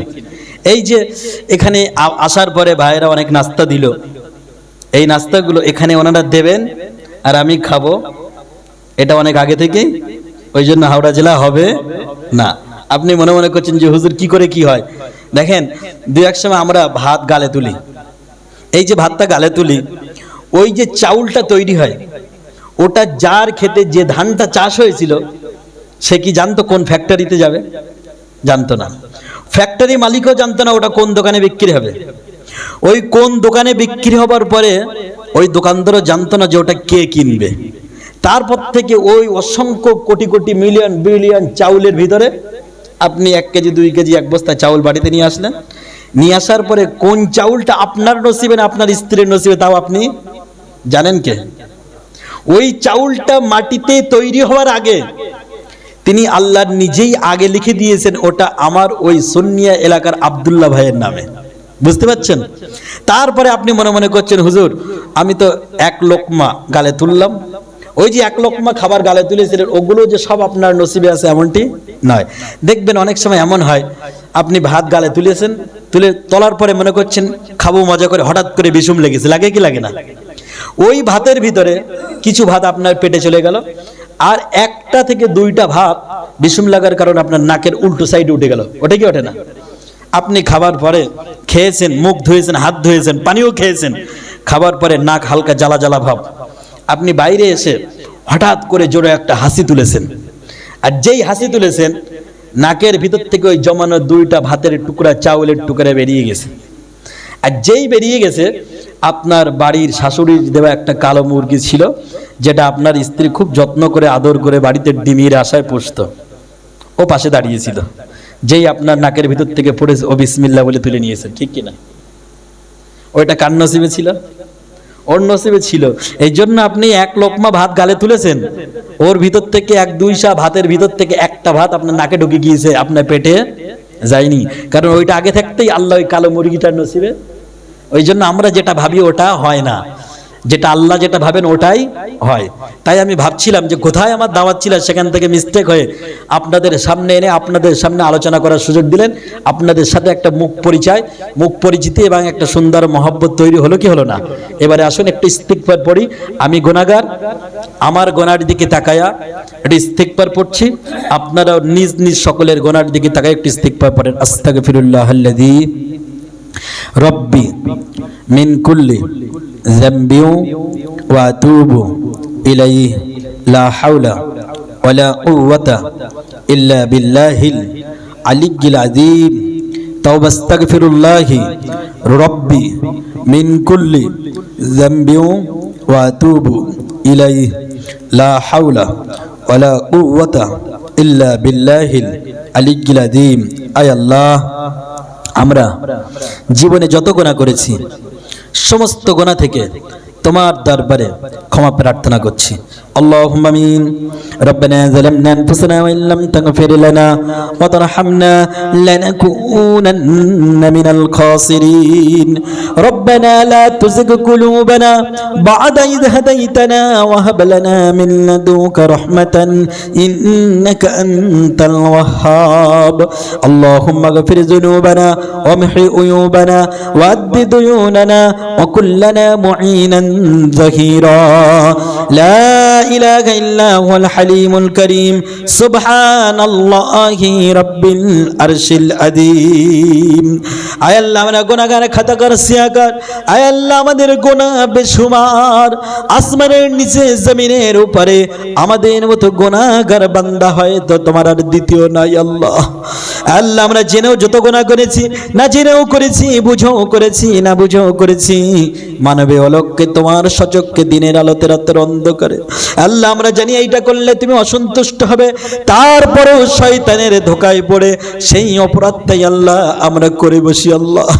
আল্লাহ, দেখতে দেখতে রমজান মাসে চলে গেল, আল্লাহ ঈদ সম্পন্ন হয়ে গেল, কিন্তু আমরা জানি না আমাদের গুনাহগুলো মাফ হয়েছে কি হয় নাই আল্লাহ। আল্লাহ, তোমার বান্দাদেরকে নিয়ে, আল্লাহ যুবক ভাইদেরকে সাথে নিয়ে কোরআনুল কারীম থেকে আলোচনা করে, আল্লাহ জান্নাত জাহান্নামে আলোচনা করে, তাওবার উপরে আলোচনা করে, বিশ্ব নবীর অনুসরণ অনুকরণের উপরে আলোচনা করে, জীবনের গুনাহ থেকে ক্ষমা চেয়ে তোমার শাহী দরবারে হাত উত্তোলন করেছি আল্লাহ। আল্লাহ, দুনিয়ার কোনো মানুষ যখন কোনো মানুষের কাছে চেয়ে বসে, দুনিয়ার কোনো ভিক্ষুক হাত পাতে না আল্লাহ, কেবলমাত্র মুখে বলে, কিন্তু দেখো আসমান থেকে একটু আমাদের দিকে নজর করে দেখো, আমরা একটা নয় দুইটা হাত তোমার দরবারে উত্তোলন করেছি আল্লাহ। আল্লাহ, এই দৃশ্য যদি তোমার ভালো লেগে থাকে, এটা যদি তোমার পছন্দের কারণ হয়ে যায়, আল্লাহ ওসিলা করে আমাদের জীবনের সকল গুনার খাতাগুলিকে তুমি মাফ করে দাও আল্লাহ। পর্দার আড়াল থেকে আমার নেককারিনী মা ও বোনেরা হাত উত্তোলন করেছে আল্লাহ, ছোট্ট ছোট্ট বাচ্চারা হাত উত্তোলন করেছে আল্লাহ। আল্লাহ, যাদের হাত, যার আমল ইবাদত তোমার কাছে পছন্দনীয় হয়, সেই ওসিলা করে আল্লাহ তুমি আমাদেরকে কবুল ও মঞ্জুর করে নাও আল্লাহ। বিশেষ করে আমার যুবক ভাইয়েরা অক্লান্ত পরিশ্রমের মাধ্যমে অর্থ দিয়ে, শ্রম দিয়ে, বুদ্ধি দিয়ে, সময় দিয়ে এমন একটি জান্নাতের বাগান কায়েম করেছে আল্লাহ। আল্লাহ, ওসিলা করে কাল কিয়ামতের ময়দানে তুমি এটাকে নাজাতের ওসিলা বানায়া দিও আল্লাহ। আল্লাহ, বৃদ্ধ মানুষেরা একটি মাস রোজা রেখে কষ্ট করে আল্লাহ ঈদের পরে একটু বাড়িতে গিয়ে আরাম করবে, কিন্তু দেখো তোমার বান্দারা কোরআনের কথা শোনার জন্য, জাহান্নাম থেকে পরিত্রাণ পাওয়ার জন্য আল্লাহ এমন একটি জান্নাতের বাগানে বসেছে আল্লাহ। এই দৃশ্য যদি তোমার ভালো লেগে যায়, এই ওসিলা করে আল্লাহ আমাদের সকলকে তুমি মাফ করে দাও আল্লাহ। যারা অর্থ দিয়ে, শ্রম দিয়ে, বুদ্ধি দিয়ে আল্লাহ এটা করেছে আল্লাহ, অর্থের বিনিময়ে, তাদের শ্রমের বিনিময়ে তাদের যত আপনজন ইন্তেকাল করেছে, তাদের কবরগুলোকে তুমি জান্নাতের বাগান বানায়া দাও আল্লাহ। সন্ধ্যা থেকে নিয়ে আলোচনা হয়েছে আল্লাহ, কোরআন হাদিসের উপরে কথা হয়েছে, দরুদ শরীফ আল্লাহ, কিয়াম শরীফ আল্লাহ, এমনি করে কালেমা শরীফ যা কিছু পড়েছি, পড়ার সওয়াবগুলি সোনার মদিনায় শাহিদ